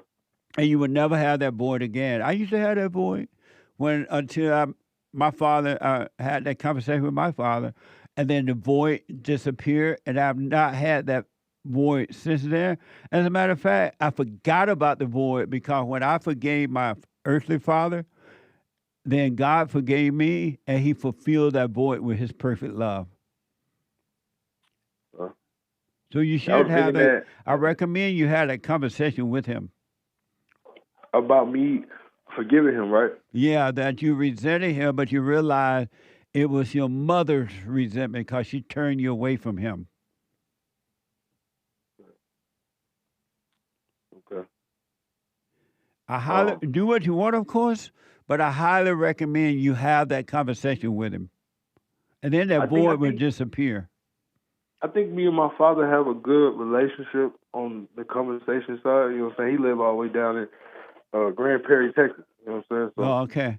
Well, you can FaceTime with him. And so are you doing the silent prayer or not? That's what I'm asking. Like, what am I doing to do that? Am I just, like you said, don't block anything out? Right. So how do I do a silent prayer? You close so your what eyes. I've been doing, you sit in a chair, and you relax. Just kind of let go, and then close your eyes,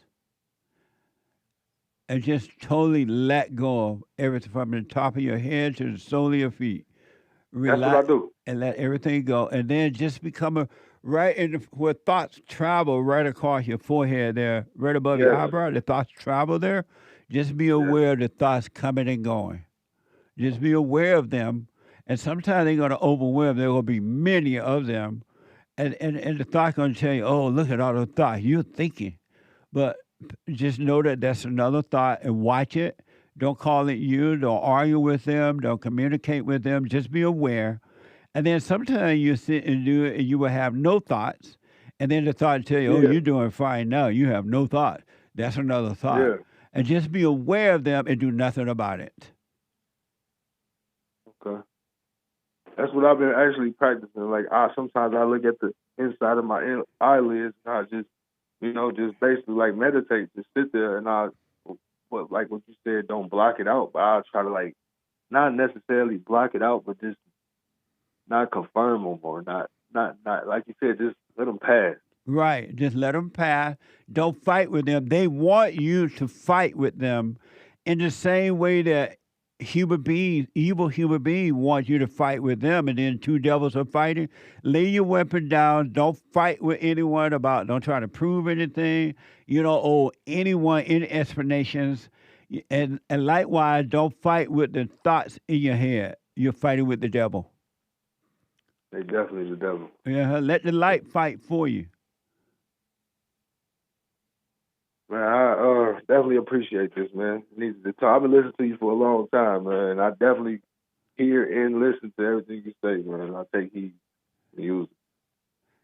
Well, you stay with it, Dario. Just stay with it. No matter if the whole world turn against you, they will never with you anyway. If your whole entire family turn away from you, they will never with you. The light is with you, and the light love you, and it will give you perfect peace. Man, that's exactly what I needed to hear. It really will. Man. But you stay with it. So, man, you have a good day, man. I appreciate this call. All right. Call me again, and Merry Christmas. Yeah, Merry Christmas. Happy holidays. All right, buddy. Amazing. Let me go quickly back to, I believe PEYTON may be ready now. PEYTON, a first-time call out of Tennessee. Let's try it again. Go ahead. Can you hear me, Jesse? You still sound away. Okay, I'm trying really hard. Would you like me to put it on speaker even though your producer said not to? Because no, I don't know what I'm doing wrong. I'm sorry, man. No, PEYTON, you're perfect right now. Go ahead. Okay, I'm so glad. Thank you, Jesse. Yes. I'm so glad to be on your show. I've been a huge fan of you for years. What I have to say might be a little bit different than the topic of like what you've been talking to most of your callers about. Okay. Trump has been wanting to reschedule weed. I was curious what your thoughts were on that. When you say we reschedule, what do you mean? He's wanting to take marijuana off of Schedule 1 and move it to Schedule 3. And I was kind of curious what your opinion was on Trump doing that. I heard something about that. Yeah, and I was curious what your opinion was on that, especially as Marijuana Victims United YouTube channel. Oh, I'm sorry, I forgot. I shouldn't have said that. I'm sorry. Right. But anyway, what is your opinion on that? Let me ask, is that making it illegal or legal? That is making, that's not necessarily doing either. What that's doing is giving it like a gauge to kind of more of a spectrum of legality. Schedule 1 means there's no medical use and there is, it's totally bad. Schedule 3 means there is some abuse potential, but there is also,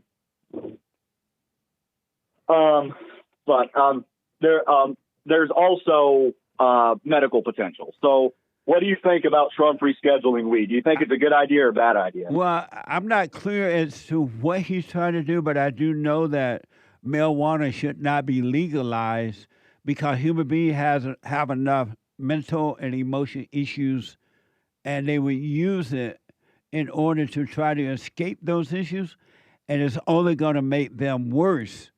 And so it does cause psychosis in a lot of people. So I'm not for legalizing it at all if that's what he's trying to do.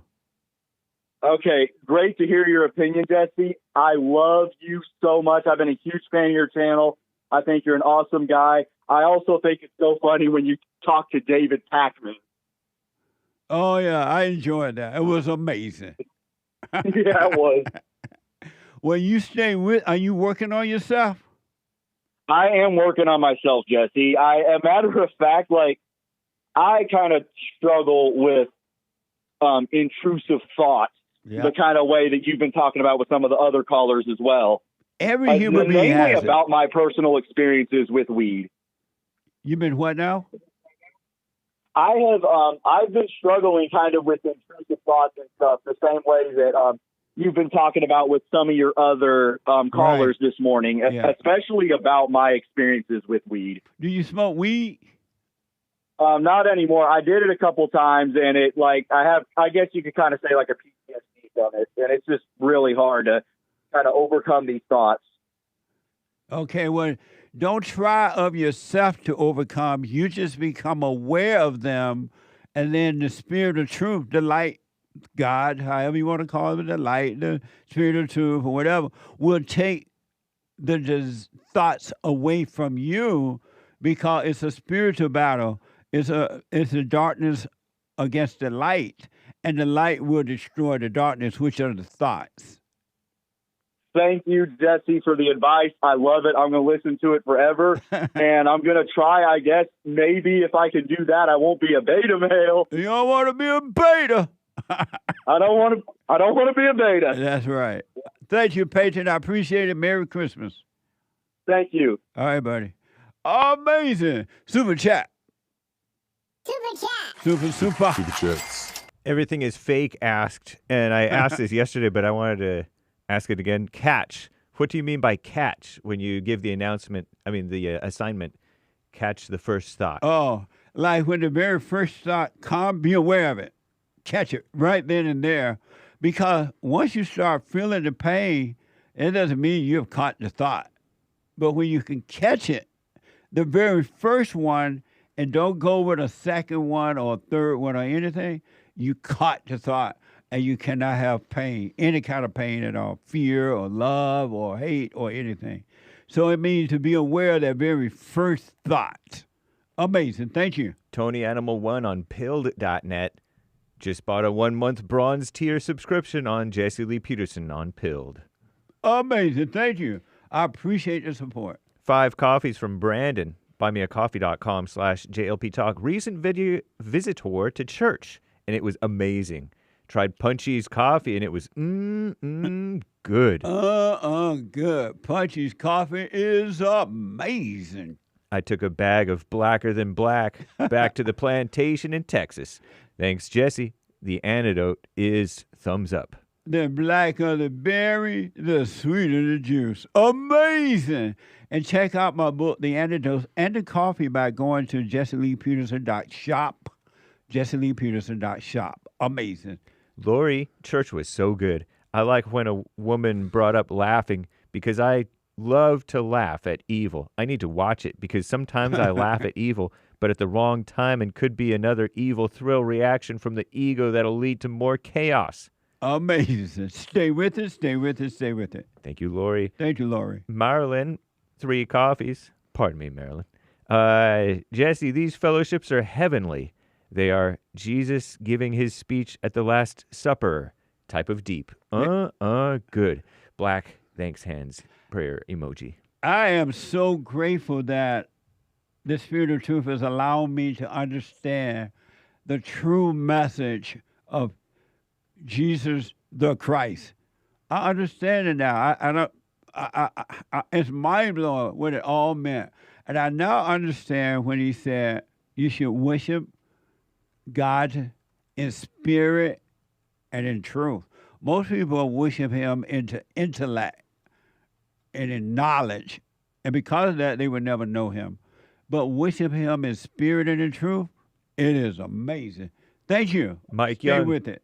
Hey, Jesse, says Mike Young. I don't know if you know who the late director Rob Reiner was. May his soul rest in peace. And I know you always say, he did.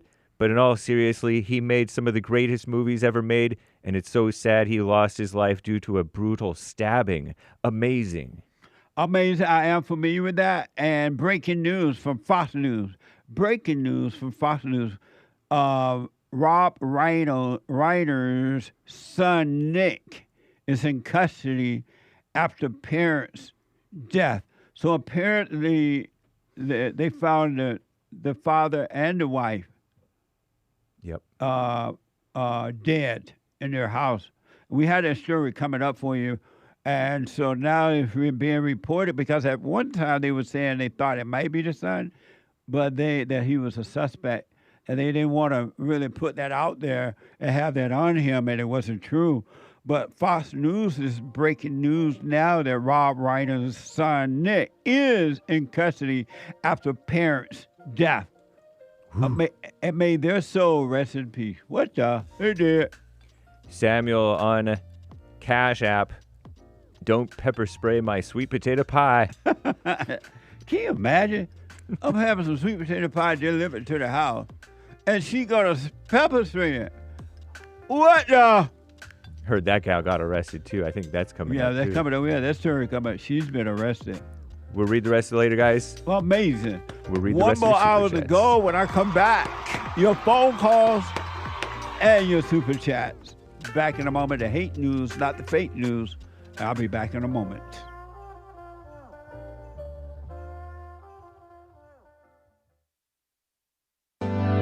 Steve, thank you for calling and thanks for holding. How have you been helped by the show? I'm going to tell you this. I believe you might go down in history as one of the greatest, if not the greatest, black man that ever lived on planet Earth, as far as I'm concerned. I don't know anybody before you that's been that great. You know, freeing the slaves is one thing, but you've been freeing people of their mind, which matters, it should be anyhow, to you more than anything else, because with the mind not being right, there ain't nothing else going to happen right anyway. If you can doubt every thought because you're not your thoughts, if you can doubt every thought, knowing that you're not your thoughts, you don't create them, they're not from God, that they're from the deceiver, the great deceiver, Satan. If you can doubt every thought, you can be free, just like that. At an instant. Bring every thought into captivity. It's so amazing.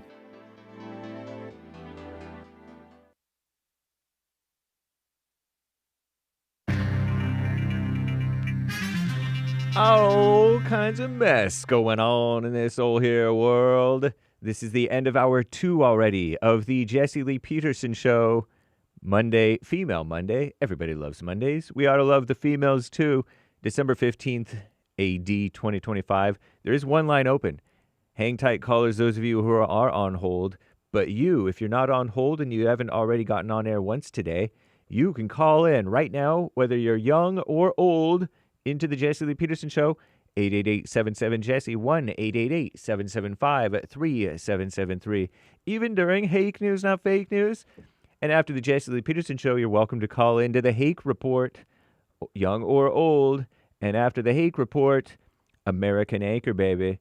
That's all happening today is the plan. Man, nice. Happy Female Monday, ladies, and happy Hanukkah and Merry Christmas.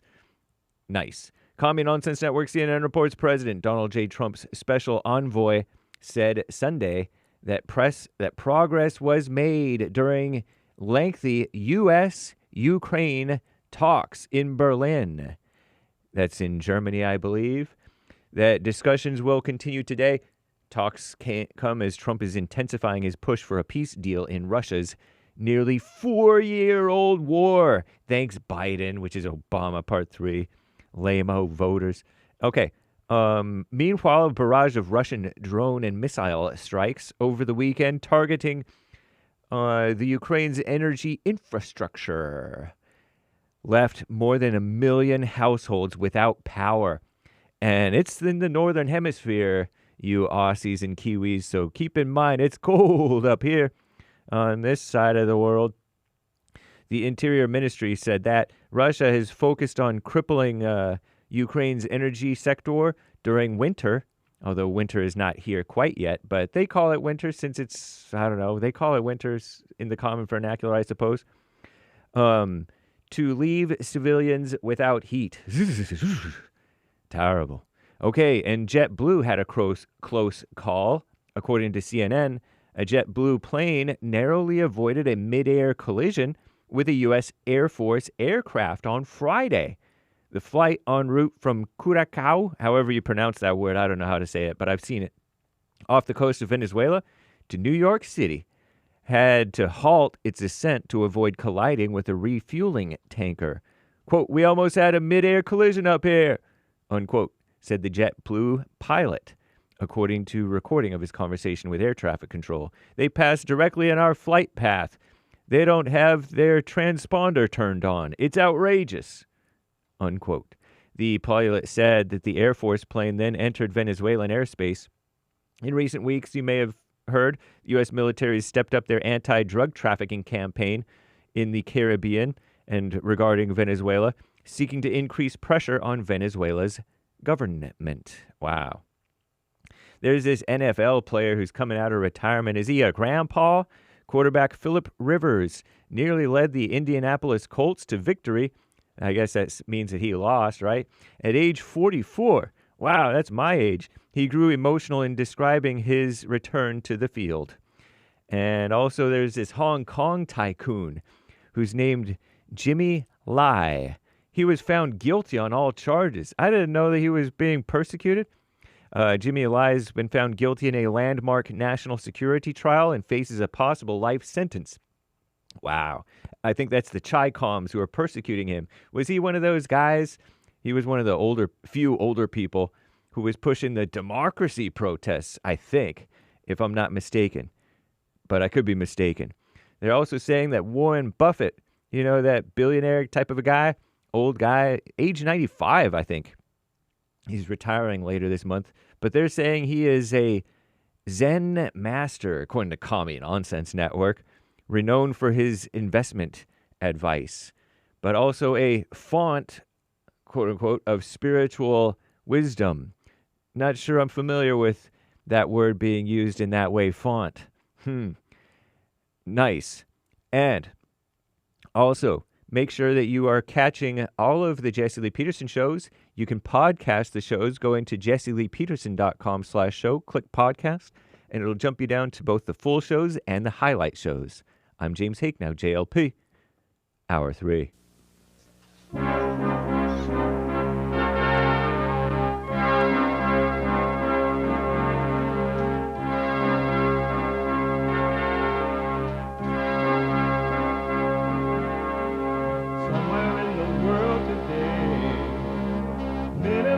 stand up strong, face the truth about themselves, to understand what went wrong. I know we can find a way. I know we can find a way. I know we can find a way to stand up,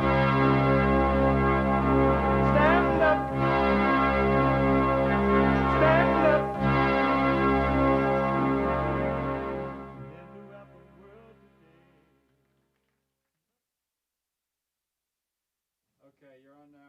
Uniting the racers with truth instead of dividing them with lies. We're also rebuilding the family by rebuilding the man. I am Jesse Lee Peterson.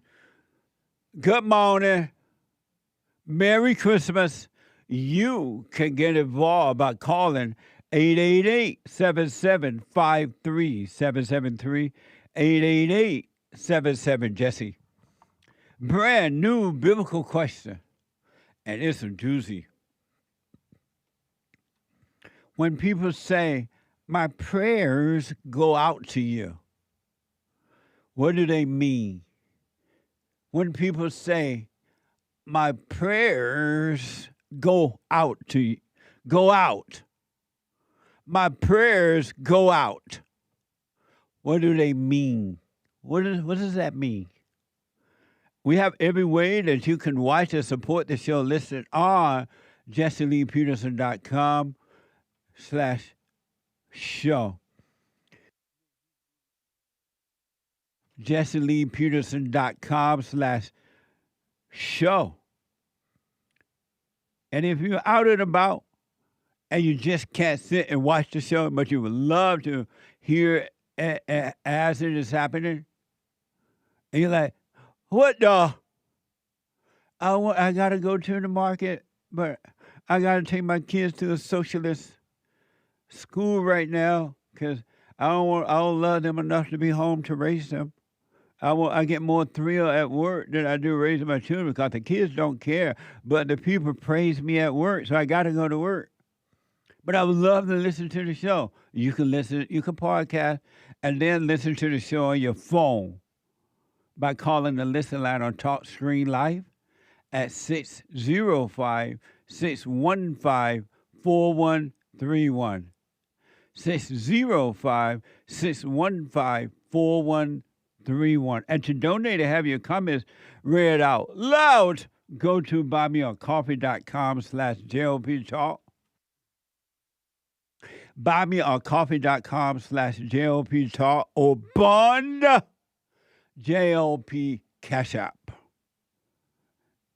Monday is one of my favorite days because rainy days and Mondays always build me up, and because we love the ladies. We take all calls, but we take their calls on Mondays as they're rolling in because Mondays is and will always be Female Monday.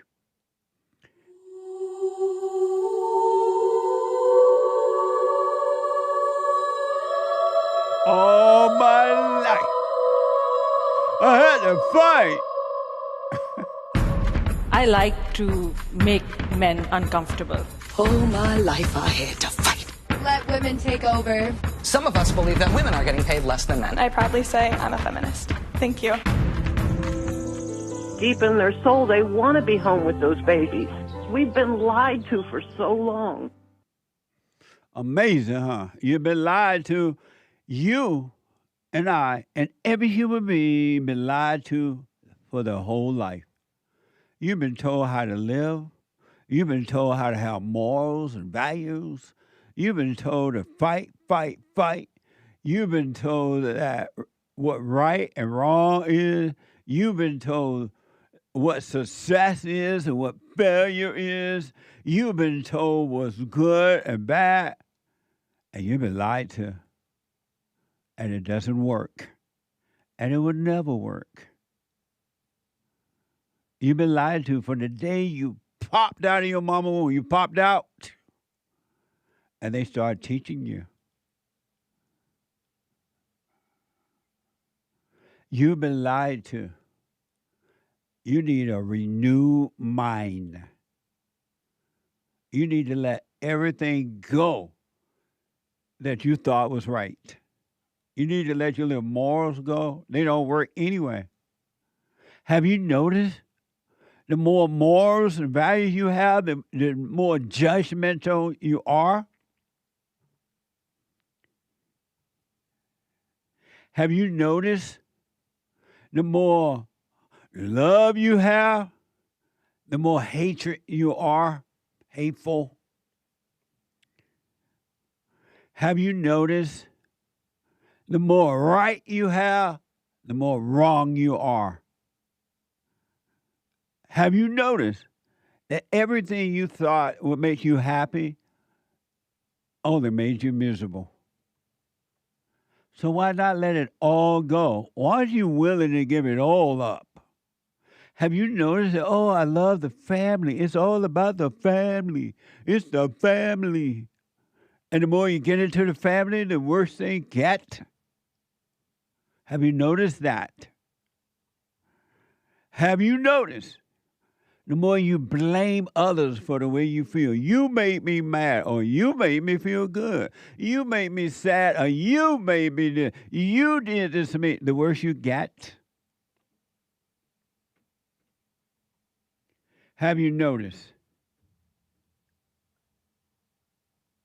And if you have noticed, why not drop it all and start out and live with nothing on your mind? Why not? What are you afraid of that you won't let go of what everything you've learned because it has not worked? It ain't worked for your mama. It didn't work for your daddy. Ain't working for your daddy. It's not working for your Allah or Abba friends or Jewish friends or Christian friends or anybody. Why not let it go? What would happen if you went free of everything? There was another killing, another shooting at Brown's University on Saturday. We talked about the one in Australia. It's the same spirit all over the world. Every human being have the same problem caused by the same dark spirit, and they don't know it. You think you're different, and you're not. And the reason you think you're different than everybody else, because you're divided. All human beings are divided, and they think that they're different. But when you're whole, when you're one, you will know you're no different.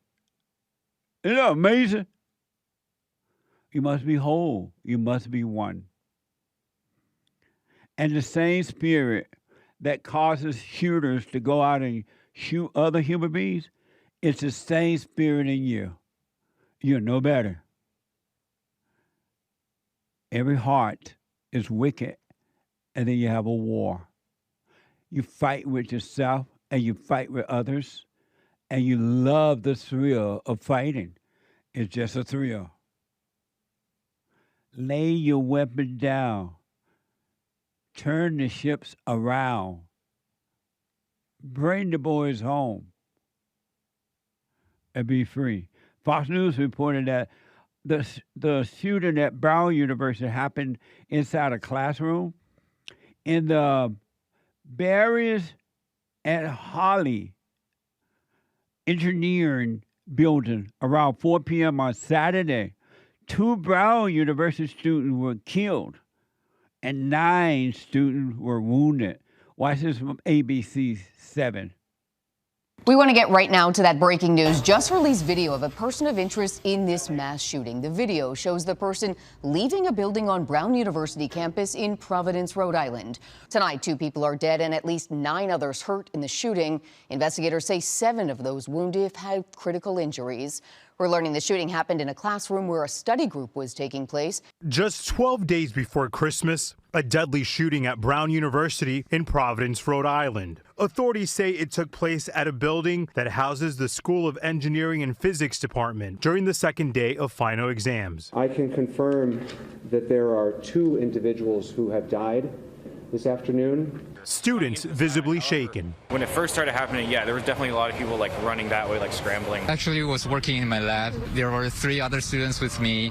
We decided to turn the light off and close all the doors and hide under our desks. Law enforcement converging on the scene. An alert going out to faculty and students, urging them to lock doors, silence their phones, and stay hidden until further notice. Immediately, the active shooter protocol goes into effect. All multi-agencies respond and lock down the area immediately. In a letter to students, the president of the university calling it a deeply tragic day and urging the community to remain vigilant. President Trump offering prayers for the victims and their families. All we can do right now is pray for the victims and for those that were very badly hurt, it looks like. This is the first shooting in the school's history. Amazing. Do you know the Chinese people always in the lab? That Chinese boy, like, I was in the lab. Are they bringing in those viruses to try to destroy our food? What the? Not that he was doing it. I'm aware. I'm just saying they're always in the lab. What the? But anyway, when I was growing up in the good old days, when boys were boys and men were men, we went to school and shooting somebody was even on no one's thought, mind at all, through the whole 12 years. Rarely did you even see a fight at school. Other than one time we were about to bat, we were playing baseball, and it was my turn to bat, and the other guy thought it was his turn to bat, and we fought over the bat. Other than that, I don't even know of any fights at school. And it was all black school. What's wrong with the blacks? It was a black school, and we didn't fight. We didn't call each other the so-called N-word. I don't even think that word existed at the time. And people got along. We didn't always agree, but we got along.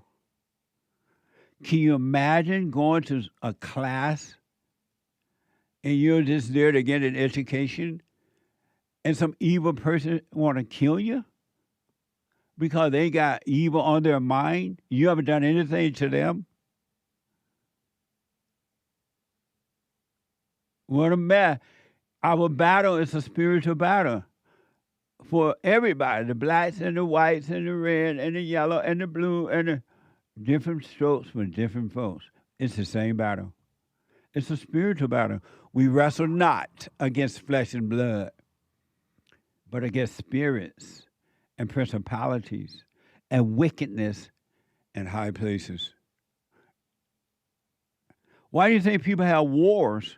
Because they're evil. And they create a war to get money and power. It ain't about love. We mentioned this Rob Reiner situation. CBS 8 is reporting that Rob Reiner and his wife, Michelle Reiner, were found dead in their Southern California home Sunday night in what police are describing as an apparent suicide. I'm sorry, my bad, he black. Homicide. Are describing as an apparent homicide. Watch this from ABC News. Overnight, Los Angeles Mayor Karen Bass and the family of Rob Reiner say the legendary Hollywood director and his wife, Michelle, have died. Sources tell ABC News Reiner and his wife were found stabbed to death in their Los Angeles home Sunday afternoon. The Los Angeles Police Department is now conducting an investigation at this residence here on Chadbourne, and that investigation will continue over the coming days. Officials say they are not seeking a suspect and no arrests have been made. According to a neighbor, actors Larry David and Billy Crystal, who starred in Reiner's film When Harry Met Sally, visited the home Sunday evening. The The two staying briefly before leaving with the neighbor, saying Crystal looked like he was about to cry. The son of comedy icon Carl Reiner, Rob Reiner would forge his own path in Hollywood in the 1970s, playing Mike Stivick's son-in-law to Archie Bunker on the hit sitcom All in the Family. I mean, haven't you ever gotten anything you didn't ask for? After the show ended, Reiner turned to directing, making his debut with the mockumentary This Is Spinal Tap. These go to 11. He'd go on to make beloved classics, including The Princess Bride. My name is Inigo Montoya. You killed my father. Prepare to die. And When Harry Met Sally. I love that it takes you an hour and a half to order a sandwich. And A Few Good Men. You can't handle the truth! And just earlier this year, Reiner's directing career coming full circle, writing and directing the sequel to Spinal Tap 41 years after the original. Amazing. That's when movies were movies. TV shows were TV shows. They were amazing. That's gone now. May his soul, he and his wife's soul, rest in peace. Amazing. The same spirit that dwells in the person that did this to them, according to the story, it's the same spirit in you. You ain't no better. Everyone who has anger is a murderer. And do not trust an angry person. And by the way, on that first story with the Brown University stuff, USA Today, Rhode Island officials told reporters the previous detained man could not be charged and that the investigation was going in another direction. And CNN is reporting that a manhunt continues into a third day. So they're still looking for the shooter of the university there. And I don't know what's up with the Rob Reiner, his wife's situation. Oh, People is reporting Rob Reiner's son, Nick, arrested following death of his parents, held on $4 million bail. What a mess. You cannot trust. Do what you want, but you cannot trust an angry person, male or female. An angry person is a murderer, and they will switch just like that. I got one more soundbite to play for you, and I'll get to your calls because this is so important. And this same spirit is inside of every human being. People is reporting. And y'all may have heard about this football coach who broke up with according to the story, his girlfriend broke up with him. Even though he was married, he had a girl on the side there. According to the report, she broke up with him, and he went nuts, according to the story. USA Today is reporting a woman who recently ended an apparently 2-year affair with an ex-Michigan football coach, Sherrone Moore, told law enforcement he grabbed a butter knife. You can't hurt nobody with no butter knife. What the? But anyway, he grabbed a butter knife from a drawer and pointed them at her after barging into her apartment. So apparently he barged into her apartment, according to the story, and pointed a butter knife at her. What the? Can you imagine a black man picking up a butter knife and thinking they're going to cause a problem? Black people don't do nothing with butter knives. But anyway, this is from NBC News. The former University of Michigan head football coach, out on bond, now facing criminal charges. State your name, please. Sherrone Moore. Sherrone Moore, dressed in white and handcuffed in court via video feed on Friday, facing charges of home invasion, stalking, and breaking and entering. The prosecutor telling the judge that Moore forced entry into the alleged victim's home. Barged his way into that apartment, immediately then proceeded to a kitchen drawer, grabbed several butter knives and a pair of kitchen scissors, and began to threaten his own life. I'm going to kill myself. I'm going to make you watch. My blood is on your hands. You ruined my life. According to investigators, the two were in an intimate relationship for years until the unnamed alleged victim called it off and reported it to the university. Subject just called the caller, told her there's a male at the location and the house attacking her. State's been stalking her for months. According to authorities, the incident unfolded just hours after the university announced in a statement it had fired the 39-year-old with cause effective immediately, saying credible evidence was found that Coach Moore engaged in an inappropriate relationship with a staff member.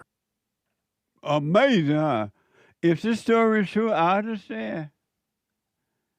I've driven down Pacific Coast Highway many times. When a woman and I broke up, singing, sitting or listening and singing out loud, sitting by the dock of the bay, watching time roll away. I left my home in Georgia. I know the feeling, but it's just all ego pain, and I didn't know it.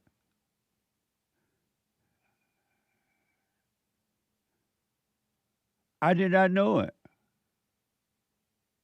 I didn't know that that was false love. I used to date so much that when I broke up with one woman, I would have to have another waiting. I could not stand being alone. So I know the feeling. I can't judge him. I know the feeling. I didn't know I had made the woman my God. And when my God would leave, I needed another God right away, small g, but right away. So I understand. I can't judge him. He caught up with thoughts and thrills, if this is true. Can you imagine bringing it into the woman home, according to the story? I'm going to kill myself. If I can't have you, I don't want nobody, baby. If I can't have you, oh no. If I can't have you, I don't want nobody, baby. Hello, how is you? I was wondering if we can get together to go over everything. It's not real love, folks. This is why you end up acting this way, because it was false love. False love is hatred too. Fake emotional love is not love, it's hatred. And it makes you want to do crazy things like this and even worse. Not only does it make you want to take your life, but it can cause you to want to take the person's life that you're breaking up with. Because it's fake. Why do you think when couples get together, they lie? Oh, I love you. You love me. Bring me flowers. Bring me this. Yeah, honey, I love you. And then you get together and two devils start fighting. Where is the love that brought us together? You ask. Not realize it was never love. It was always hate. I wish this man well, but I do understand. Amazing.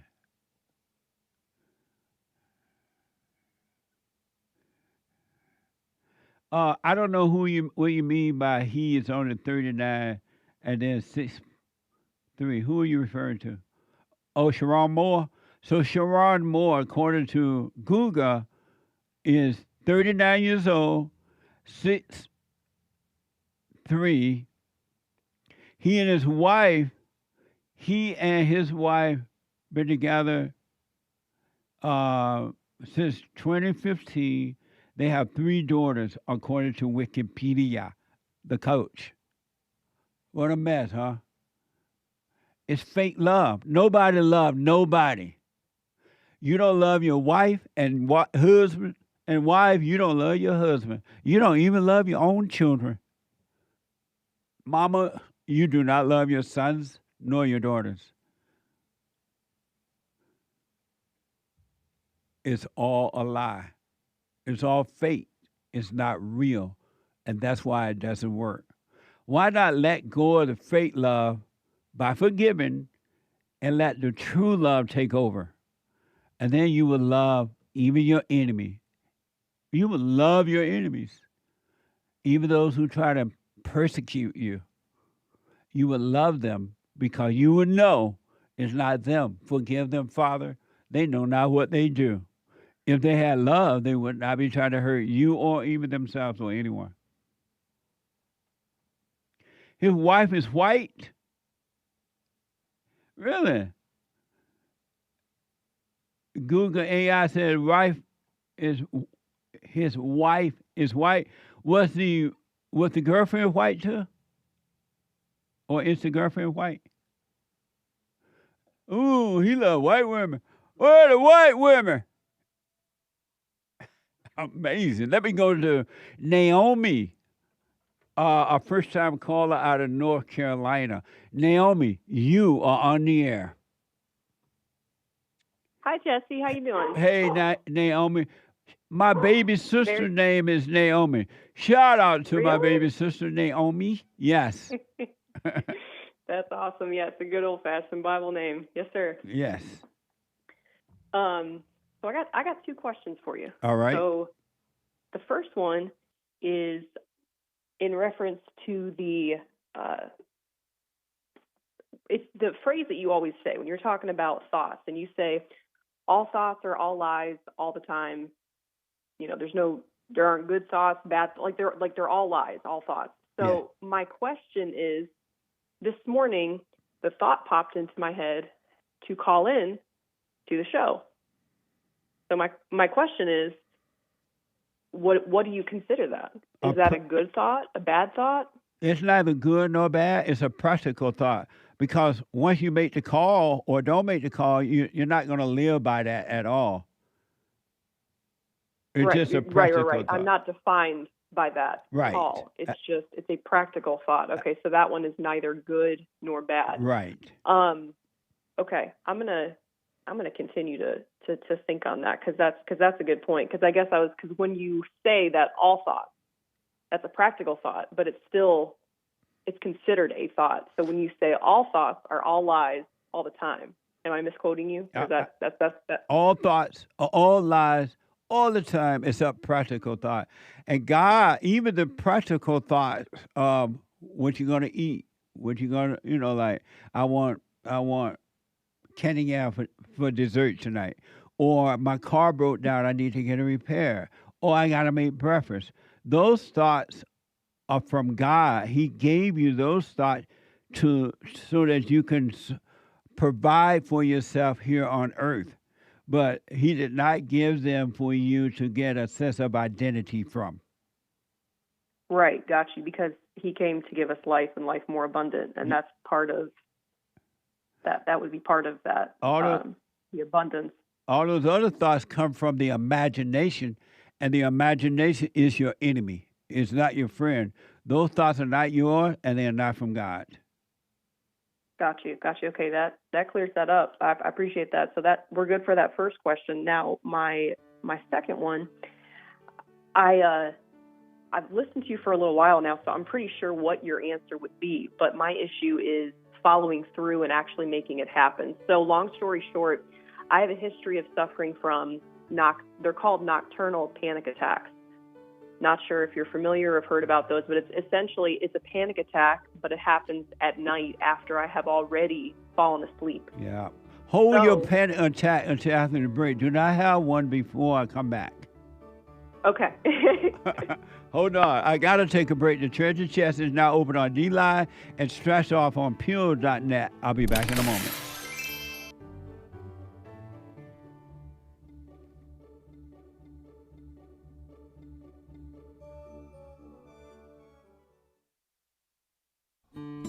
We have a counseling service And I have to admit, thanks to God, it is the best counseling service on this side of heaven. I counsel with men and women, families, individuals around the world. Most people are unhappy, they're miserable, they have rough lives, they're depressed, suicidal, young and old, of all races. I understand, I know why, and I do understand it. Because exactly what's happening in me is happening with everybody outside of me, inside of them. And I've noticed that with those who really, really, really want to understand, they overcome it just like that, out of one counseling session. If you need counseling, you can go to rebuildingaman.com or call 800-411-2663. 800-411-BOND. Best counseling service on this side of heaven.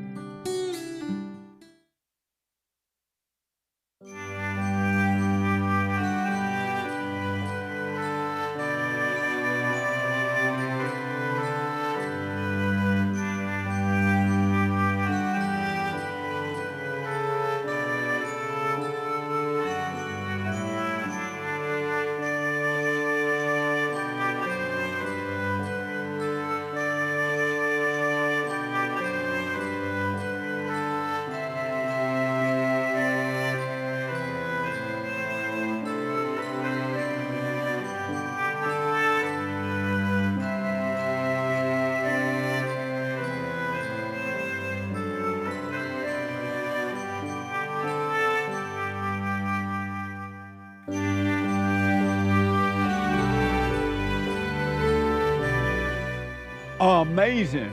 888-775-3773. Couple quick announcements. Number one, the Hake Report is coming up at the top of this hour. TheHakeReport.com from 9 to 11 a.m. And you don't want to miss that. If you have not heard the Hake Report or the Anchor Baby, American Anchor Baby Show, you've been missing it.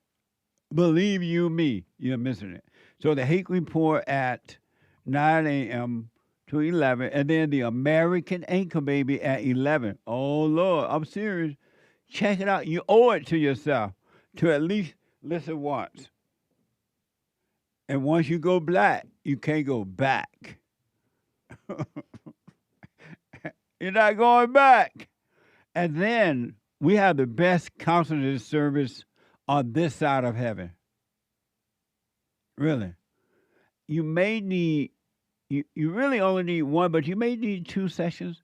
And some people like to check in once in a while. They're like, Jesse, I really want to do a follow-up. And be patient because my schedule is so busy with counseling. Don't get mad if they tell you, okay, we can't get to you until the next week or the week after or even a month from now. Be patient. If someone cancel or reschedule, we'll let you know, just like that. Individual and family counseling by phone, Skype, or walk-in anywhere in the world. I counsel every day around the world. So be patient, all right? Don't yell at her. Lord have mercy. She's doing the best she could. It's just the schedule for counseling is so busy. We have the best counseling service. Amazing. And support us. Oh, and like these videos. Like these videos. And support us on social media. Merry Christmas, y'all. Really. Shout out to Merry Christmas. So Hake sent me a quick note. And there's so much writing. I'm like, he expect me to read all that? I'm black. I can't read all that. So I asked Hake to give you all this quick note. Donald Trump, real Donald Trump, posted on Truth Social in response to the passing of Rob Reiner. A very sad thing happened last night in Hollywood. Rob Reiner, a tortured and struggling but once very talented movie director and comedy star, has passed away, together with his wife, Michelle, reportedly due to the anger he caused others through his massive, unyielding, and incurable affliction with a mind-crippling disease known as Trump derangement syndrome, sometimes referred to as TDS. He was known to have driven people crazy by his raging obsession of President Donald J. Trump with his obvious paranoia reaching new heights as the Trump administration surpassed all goals and expectations of greatness, and with the golden age of America upon us, perhaps like never before, may Rob and Michelle rest in peace, said Trump. Amazing. They did. May their soul rest in peace. I didn't know he was a Trump syndrome person. That was the first thing I thought of because I wasn't really sure and up on his movies, although his movies are household name type movies from the 80s and 90s, and maybe even more recent sometimes. Wow. But yeah, I knew him as he would post on Twitter a bunch of times. Really? Mm-hmm. Back when it was Twitter, especially. He did. Yeah. And you expected me to read all that? No, I just knew that it was an interesting statement. It really and I is. figured I would probably be the one to read it. God bless the great white hope. Yeah. He is amazing. He brings clarity. They call him king. That's right. Some even call him daddy. I call him the great white hope. Let me go back to NAOMI, a first-time call out of North Carolina. So, NAOMI, you have these panic attacks when you fall asleep? Yes, I do. And it's always within about 45 minutes to an hour of falling asleep. So I'm like completely unconscious. And I fall asleep. And what makes it odd is I have a very low stress job, work from home, and I go to sleep very peacefully. And my overall quality of sleep every night is, well, it's normally fine, of course, unless it's interrupted by a nocturnal panic attack. But there's no stressors when I'm falling asleep. It's very easy, peaceful. But then very shortly after I become unconscious, I wake up like suddenly, and I have an overwhelming fear and like panic. But the thing is, that's why this is a panic attack, because I don't have any reasonable fear or reason to be anxious or panicking. It's just my body goes into like fight or flight. And it's very disturbing because then I have to deal with, the symptoms like the trembling, sweating, and the, heart beating out of my chest, all for nothing. No one's trying to break in. No one's killing me. And I know by now, because I have a history, not a heart attack, so it becomes very confusing. So I tried to put into play many times when you would say, to watch the thoughts. And there were times where I felt like I was doing that, and I couldn't tell if it was really making a difference. Now, thank God, eventually, panic attacks aren't permanent. It's just temporary, and they take time to pass. But whenever I would try to just simply watch the thoughts, I feel like it's kind of like it was coming on even stronger, the symptoms. So it's kind of like it was fighting back against me. And, I would try a lot of different things. I would listen to my Bible app, and, I'm a Christian. So I would try to take every thought captive and just give it to God. But for some reason, when I think I kind of maybe have a handle on it, however many nights later, it'll return. And I have them more frequently now. And I wake up, I'm just like, what the? And it's like, I don't even know. I try to put into play. It is a mess. I try to put into play what you say, but then it kind of seems like it wants to fight back even harder. And again, like I say, I try to, give it to God and let Him handle that. But it's just still a struggle. So it's been very frustrating. So I guess what I'm wondering is what your further suggestion would be. Have you, when you say you try to give it to God, what do you mean? How do you try to give it to God? Like I will verbally say, quietly, because I don't want to wake my husband up next to me, but I will whisper out loud, though, and I will call to God, and I will say, God, Father God, I'm giving this panic and this fear over to you. I know it's not of you, it's of the devil. And it's not me. I'm trying to not identify with it. I know that this is not me. My physical body is not me. My thoughts, none of that's me. That's very clear. I know that. But it still seems like even when I do that, it's just still hard for me to get control over it. But I started thinking, I think that's also part of my issue, is I'm thinking that I have somehow can control the situation, but I know that's just kind of a false idea. We're only in control as humans over so many things. The majority of that is, God has the preeminence, of what takes place. Nothing happens without going through his hands. But at the same time, I'm trying to put into play what you say, and what you suggest, to watch the thoughts, let them pass. That is within my control. But it's hard because it's like mind and body fighting against each other. Or I guess you could also say that's not in your control either. What's not in my control?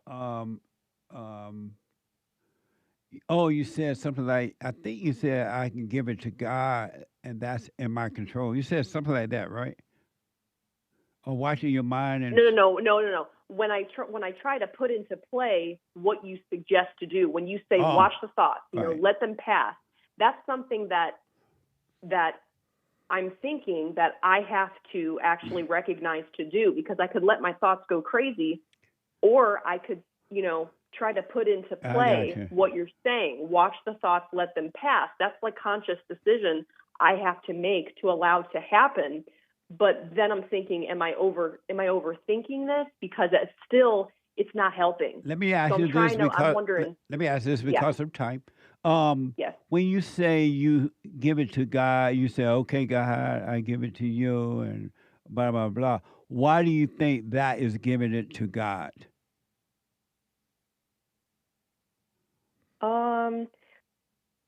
Because I guess I don't know how else to surrender that. Have you noticed that you've been doing that and that's never worked for you at all? Oh, well, yes, of course, because, they haven't been going away. So why do you keep doing the same thing over then?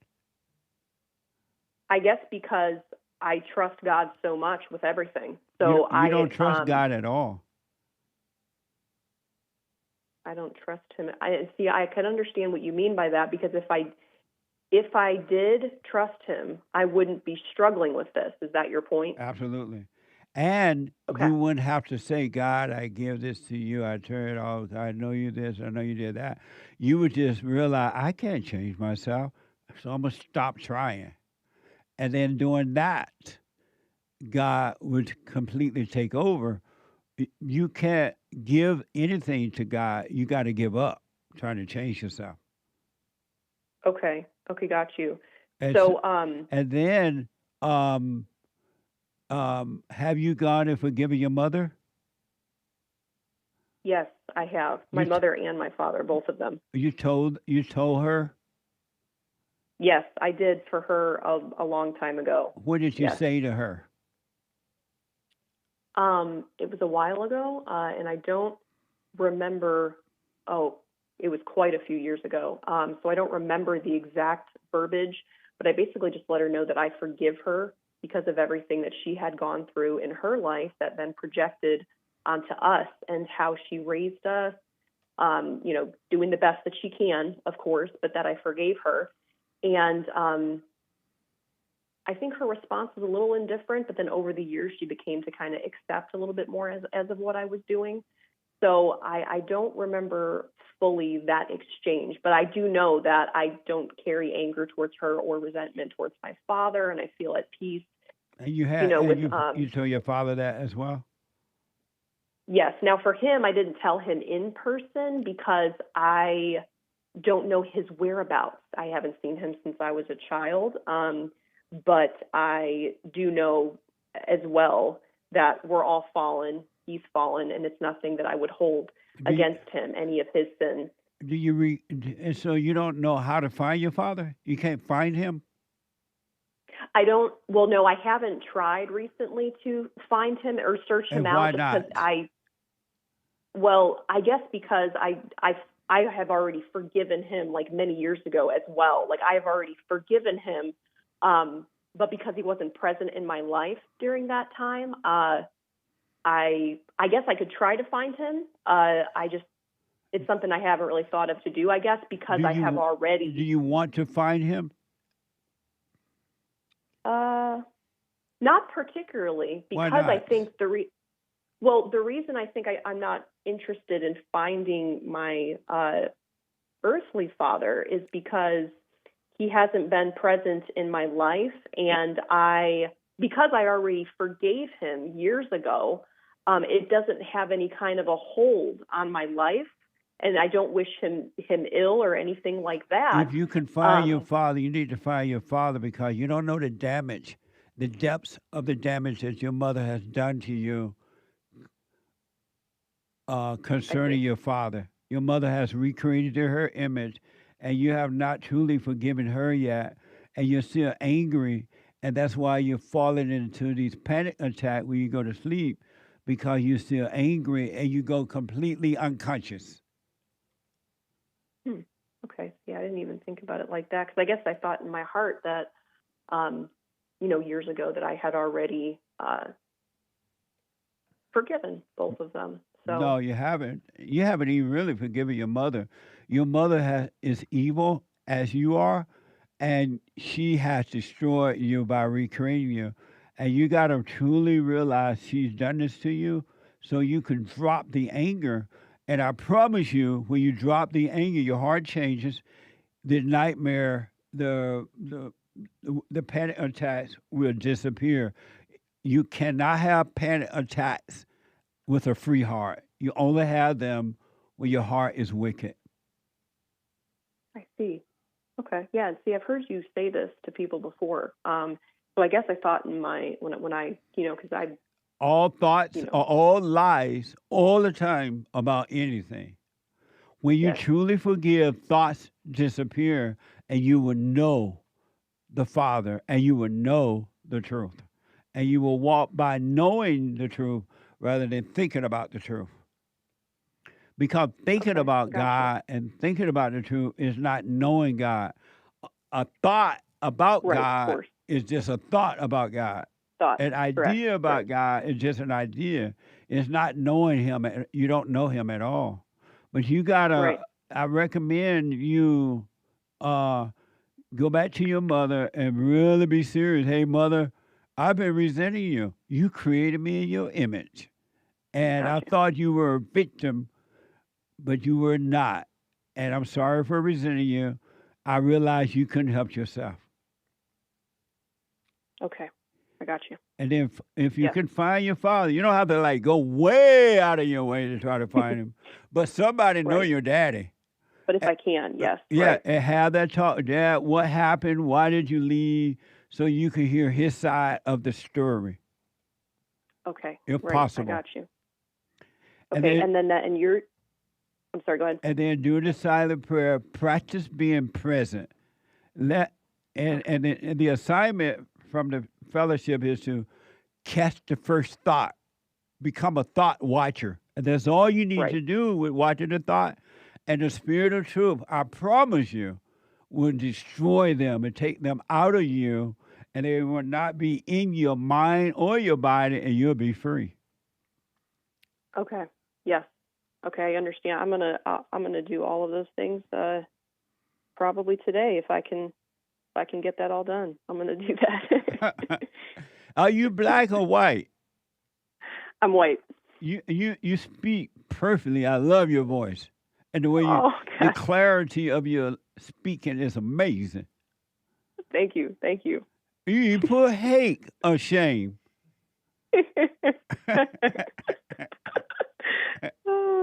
Amazing. Amazing. So now you got some work to do. Start working on you.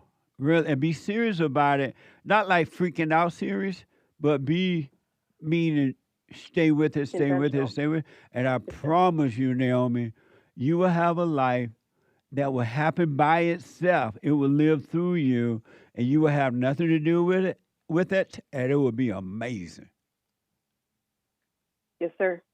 I'm going to do all those things. I appreciate it so much. Let me know how it goes. Yes, sir. Merry Christmas. Merry Christmas to you.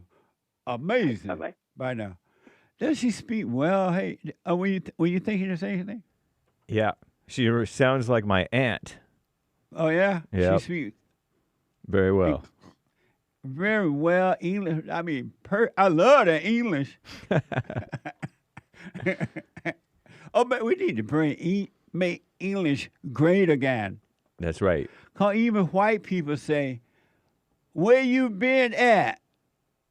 Where you been at? I'm like, white people, y'all don't supposed to be saying where you been at. Where have you been? You know that. And I'm like, where you been at? What the? Super chat. Nice. Super chat. Super chats. Kayla gave an asterisk. Thinking of you on Cash App. Bond JLP on Cash App. Thank you, Kayla. Thank you, Kayla. Amazing. I appreciate it. Thank you. And Curly for service. The church service. Thank you. Amazing. Michael P., new member of the JLP crew, as is Mason Mon 7. Right on. Thank you, guys. Amazing. Anthony L. with the cool sunglasses sticker. Thank you, sir. Thank you, Anthony. Popcorn's Anthony L. Popcorn's thump keg. Jesse, heard you say we don't have a free will. We've never made a decision in your life. Am I right about that? Yes. If you believe that, why do you think people should go to jail for crimes that are committed? Why should people be punished for something they didn't have a choice? You think that's right? If so, why? Because if you don't, they will go out of control and they will kill you. Look at how crazy people are today. They took away bail bond, they let them out of prison, and the world gone crazy. They need some type of law to contain them because they're not following the law of the hearts, the laws of the heart. So they need a physical law to contain them. And they bring that upon themselves by committing a crime. Amazing question, though. Thank you. Nick Nack back. Yo, Hake. Hake emoji. Don't forget that Christmas intro to your show. Don't be a beta. Amazing. Thank you. Chris from chat. Jesse and thought... you can get the Mary Amazing shirt at jesseleepeterson.shop. That's right. Mary Amazing. Thank you. Jesse thought Hanukkah was the Hebrew word for Christmas. Scrunched face laughing emoji from Chris from chat. I really did think they were celebrating Christmas in the same way we were celebrating for the same reason. And it was just Jewish with their own little name to it. But I didn't know that that's what it meant. Amazing. Thank you. Thank you, Chris. Yeah. Patient riot, redcoats, turncoats, all kinds of deceptive clothing. Sorrows to the white ladies and guys. Best of luck. Thumbs up. Lord, forgive us. Thank you. It's amazing. It's amazing. Thank you. Walking Roscoe, been a member for 5 months. Oh, amazing. Thank you. Sending thoughts and prayers from across the sea in Germany. Did you feel anything? No, nothing at all? Well, there goes that egocentric sentiment. Laughing face. Scrunched. That is funny. Yep. Amazing. Thank you. Walking Roscoe also sent 10 Jesse Lee Peterson gift memberships. Thank you, sir. Amazing. Thank you. Reese Sneeder. I'm no fan of Jews, because they use crime to get wealth, usury, fractional reserve banking, blackmail, extortion, Epstein, Madoff, Bankman-Fried, etc. But you got to love the Jews, or you love nobody. If you don't love all, you love none. That doesn't mean you got to agree with the wrongdoing, but you got to love them. Amazing. Thank you. Lalo on X live stream. What a mess. Eastern Ohio roads are frozen. Feels like -12 according to the weatherman. Fahrenheit. I feel it now. It's, I think, going to be 80 in L.A., right? Oh, high I think 70 for sure. High 70. 69 It was supposed to be is the update. Right. About 70. Yeah. Amazing. Yeah, last week it was getting into the 80s. Keep warm. I understand how you feel. That's where I left. One of the reasons I left Indiana. Thank you. It's cold in the mornings, though. Whew. Yeah. Imported TV, allow the light. 50 something. Yeah, 50s, even into the 40s sometimes. I'm telling you.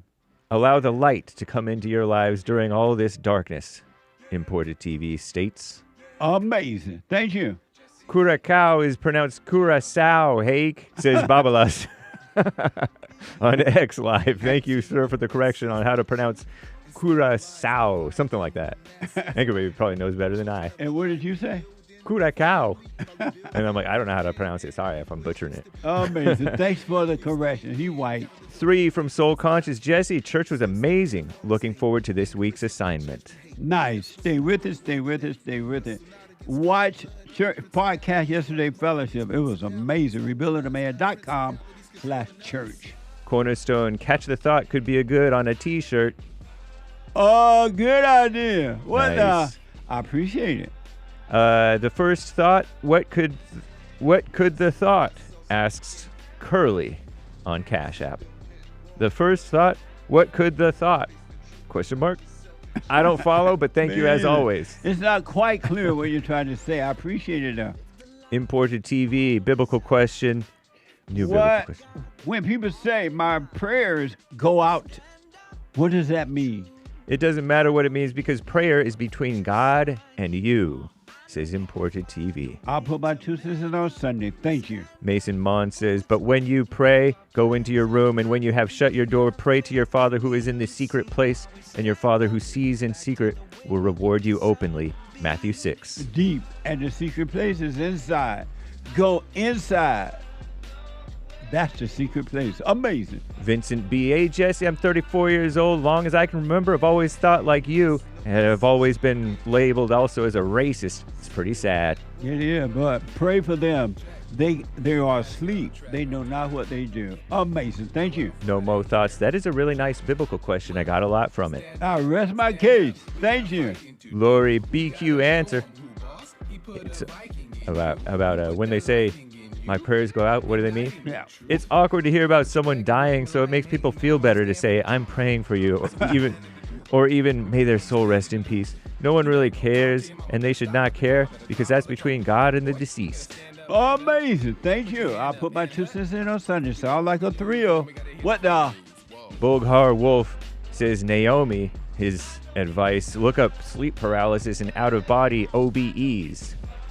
Amazing. Drop the anger, Naomi, and then sleep paralysis will disappear. Amazing. Adlib Queen says, girl, put down the sugar and coffee. No more panic.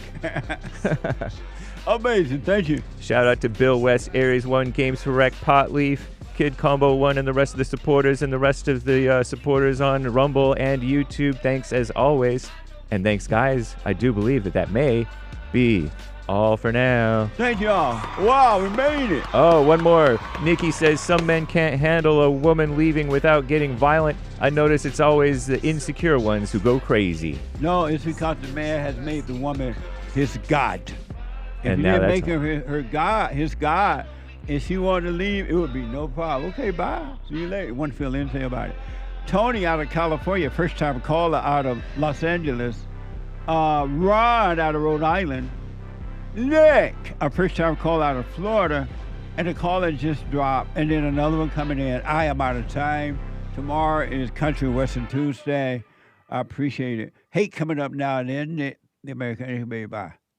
What's up?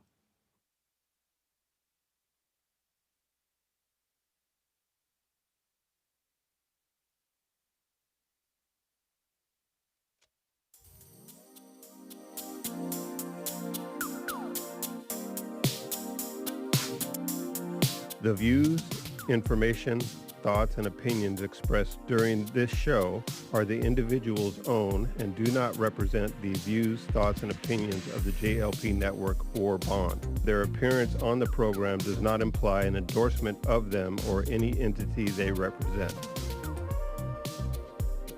The material and information presented here is for general information purposes only. The JLP Network and Bond name and all forms and abbreviations are the property of its owner, and its use does not imply endorsement of or opposition to any specific organization, product, or service.